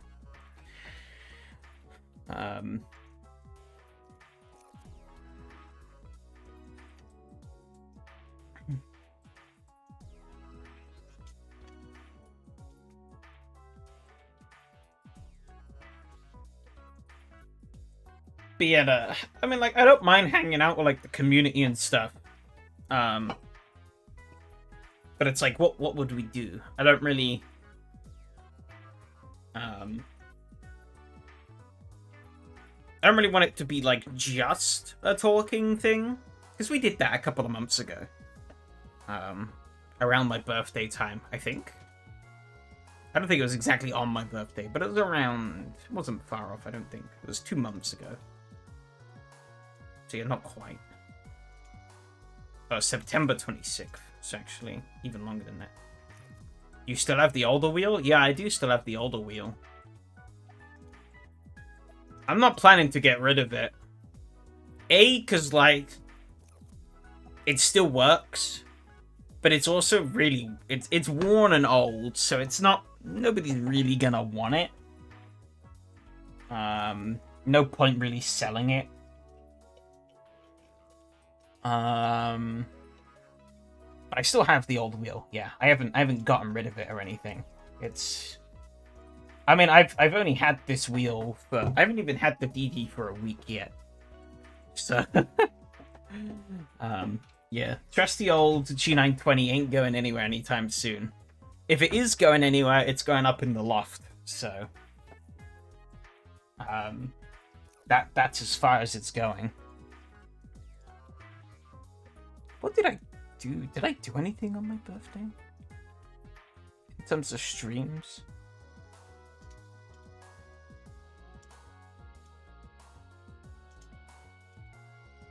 October 28th. I guess that would be the closest when my birthday was. I guess it would have been, yeah, my birthday was a Saturday. Oops.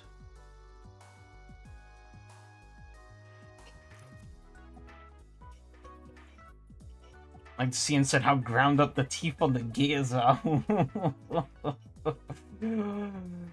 Since you had so much skipping. Honestly, I didn't have that much skipping. It was only skipping when I, like, aggressively threw the wheel. Like a hard snap on the wheel. That's when I would get skipping. At some point, maybe I could take it apart, though. I have done it before, because there was a point in time when I think something got stuck inside of it, and it was causing it to... It was causing the force feedback to go bad. Oh yeah, that was it. Yeah, I think up in the old house, up in the loft, it was a lot dustier up there. And so eventually, like, the dust built up so much in the wheel that I had to take it apart at least once to clean out the inside. But obviously here in the new house, in this new room, it's a lot less dusty. Assume the DD is way more quiet? You know, honestly, I'm not sure. I never really thought the G920 was that loud. My parents did bitch at me the other day, saying that they could hear the wheel, or they could hear, like, the rumbling. So I guess the strength of the wheel against the desk is probably vibrating the floor. But I think that was when I was playing games without it being set up properly, like when I was first testing it. So I think that was more of the problem. It was like, it was outputting full force when it shouldn't have been. Because I hadn't dialed in the games properly yet. I was just doing test runs. So I think if I run this thing at full power, it's technically louder. Otherwise, not really. I guess it is quieter. It's a lot smoother. One bit that is definitely louder, though. This is, you probably hear this on the microphone. That's the paddle on the wheel. That's me holding it right up against the microphone. But the paddles in general, they're a lot louder. I'm quite exaggeratedly hitting them. I wouldn't hit them so hard when racing, but if you skim back through the stream, you probably will hear it. So I might have to do some tweaking to the audio to try and filter this out more. I don't know. I haven't really heard how much noise they make. But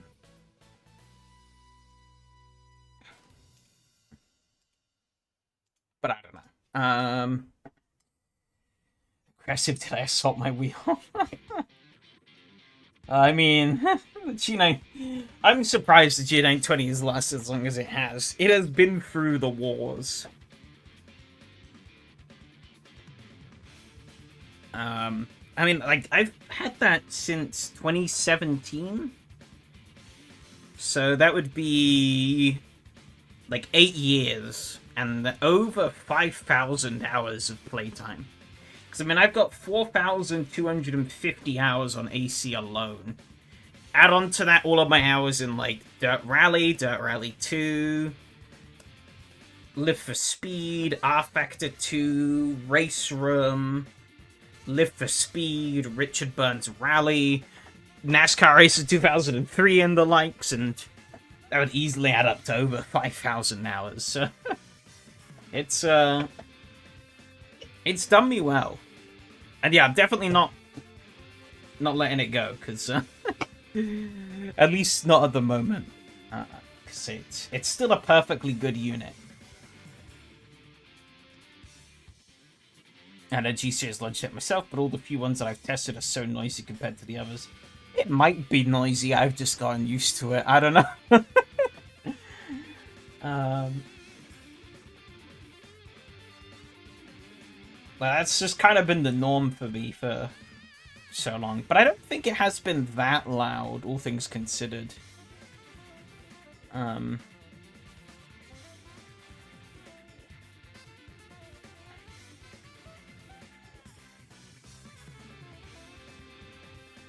Like, it's never something I noticed much. Maybe if I went back to it, like, maybe once I've used the DD for, like, a few months, if I went and put the Logitech back on, I'd probably be like, oh my god, this thing's so noisy. But, yeah, I don't know. I'd say I'm too early on, really, now to really, to notice the differences. But I mean, maybe like halfway through next year, I'll go and whack the G920 back on, and I'll be like, oh god.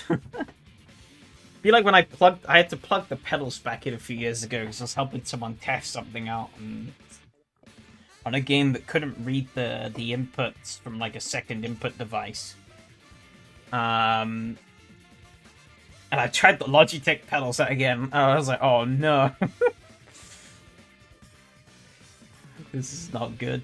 Noise forces you to be a better/smoother driver. That is somewhat true. I was never very good at that, though.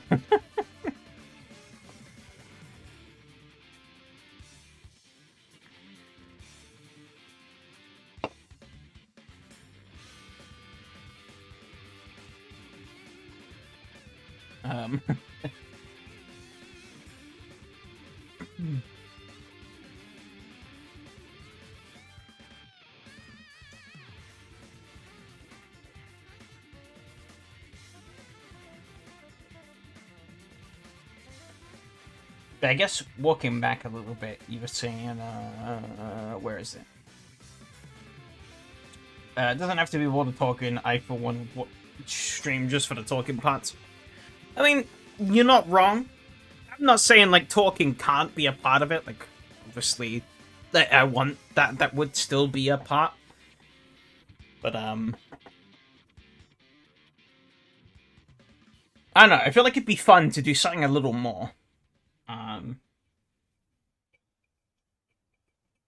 You know, to get people a little more engaged and involved. Even if, like, you know, they don't wanna be like an active, like, participant in the discussion, you know, say like if we like, I don't know, played like some kind of game together or whatever, you know, that would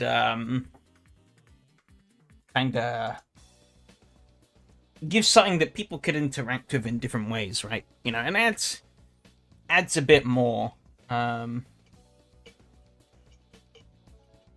it. Streams, my man.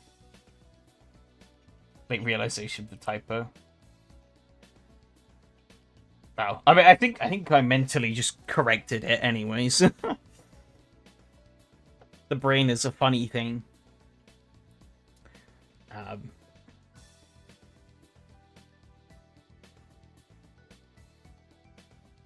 I don't know, yeah. That's at least my headcanon, right? Is that I don't mind like hanging out and stuff, but like I would, if possible, maybe like to do a little more with it. Also because I don't really have anything. I don't really have anything to say at the moment. It isn't really retreading on things we've already discussed on like prior streams and whatnot.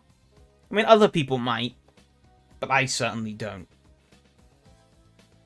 Off to prep for the holidays. No. Yeah, we can. Yeah. No, I'll be around. I'm not doing. We're very low key. I kind of alluded to this a little bit earlier. You might have been away when I said that, but we're pretty low key with the holidays in my family, at least. We don't do a crazy amount.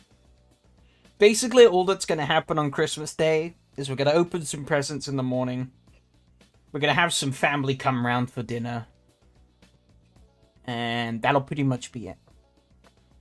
And by that family, it's just... in terms of people who don't actually live in this household, it'll just be my sister and my nan. That's it. Pretty much. Because, I mean, my sister's son pretty much is with us a lot of the time anyways. My mother looks after him quite a bit throughout the week.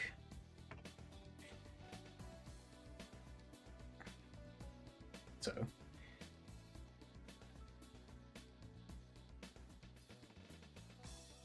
yeah, we don't do anything crazy, so...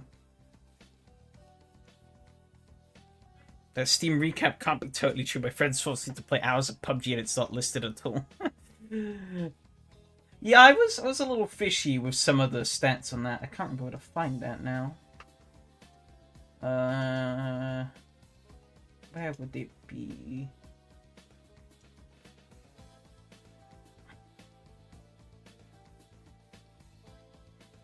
How do you find it again?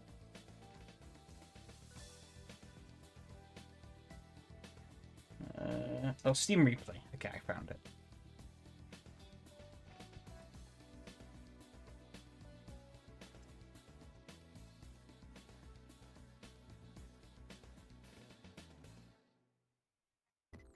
Yeah, I'm pretty... some of those numbers are like guff.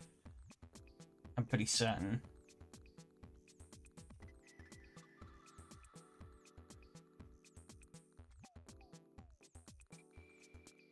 Oh, yeah. Here's like, here. Most of my playtime, 80%, was with a controller. Actually, no, I guess I could just... probably just show it.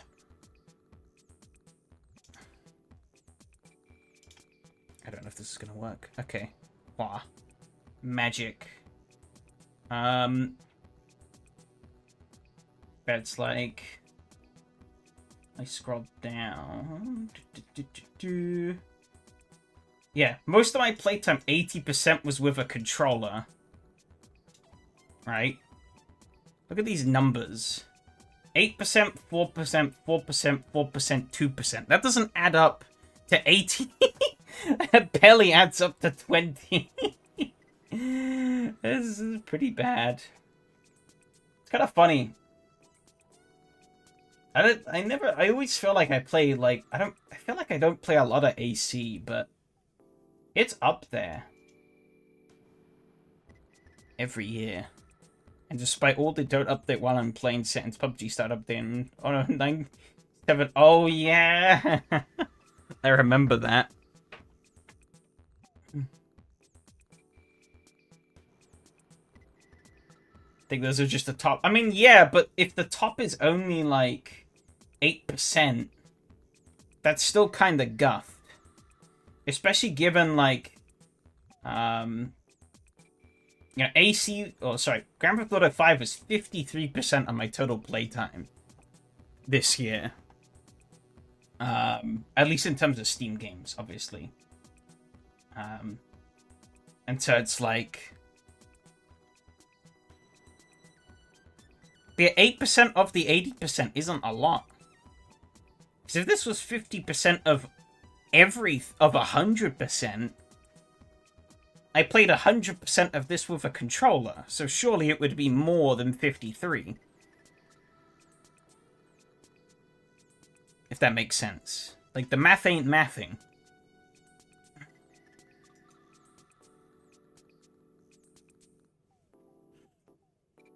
AC, I'm pretty certain they just don't... They don't understand what a steering wheel is, so... Freezed throws.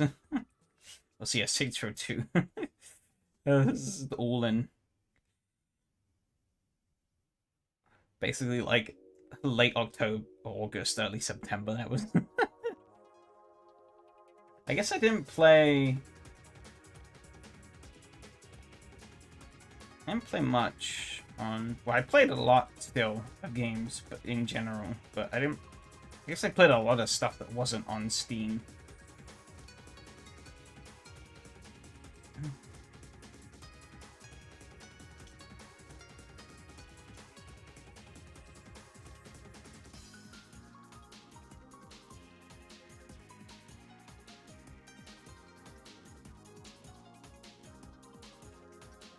Yeah, I don't know. The math definitely ain't mathing there.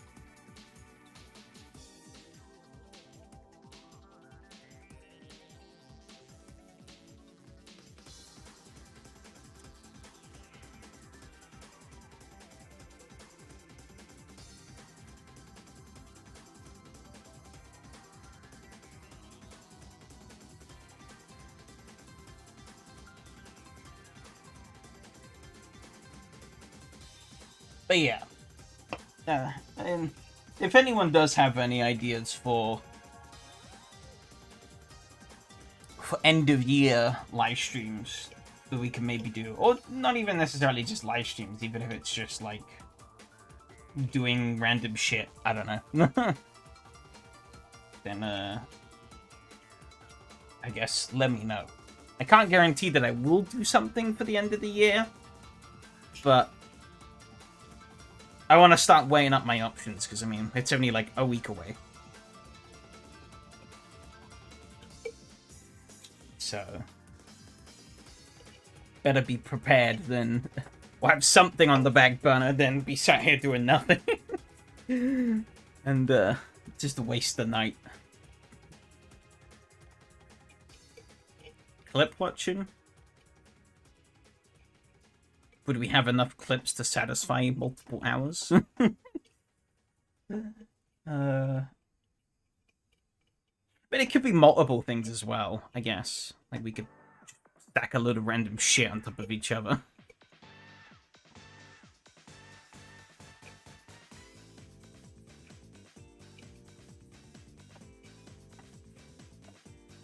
I don't know.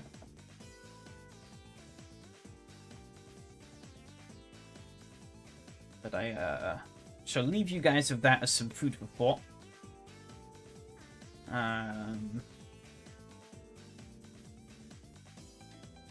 Not sure about me.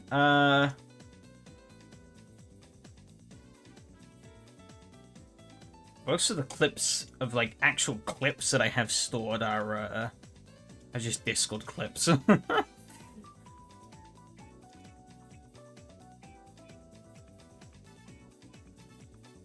Some of which are pretty funny, but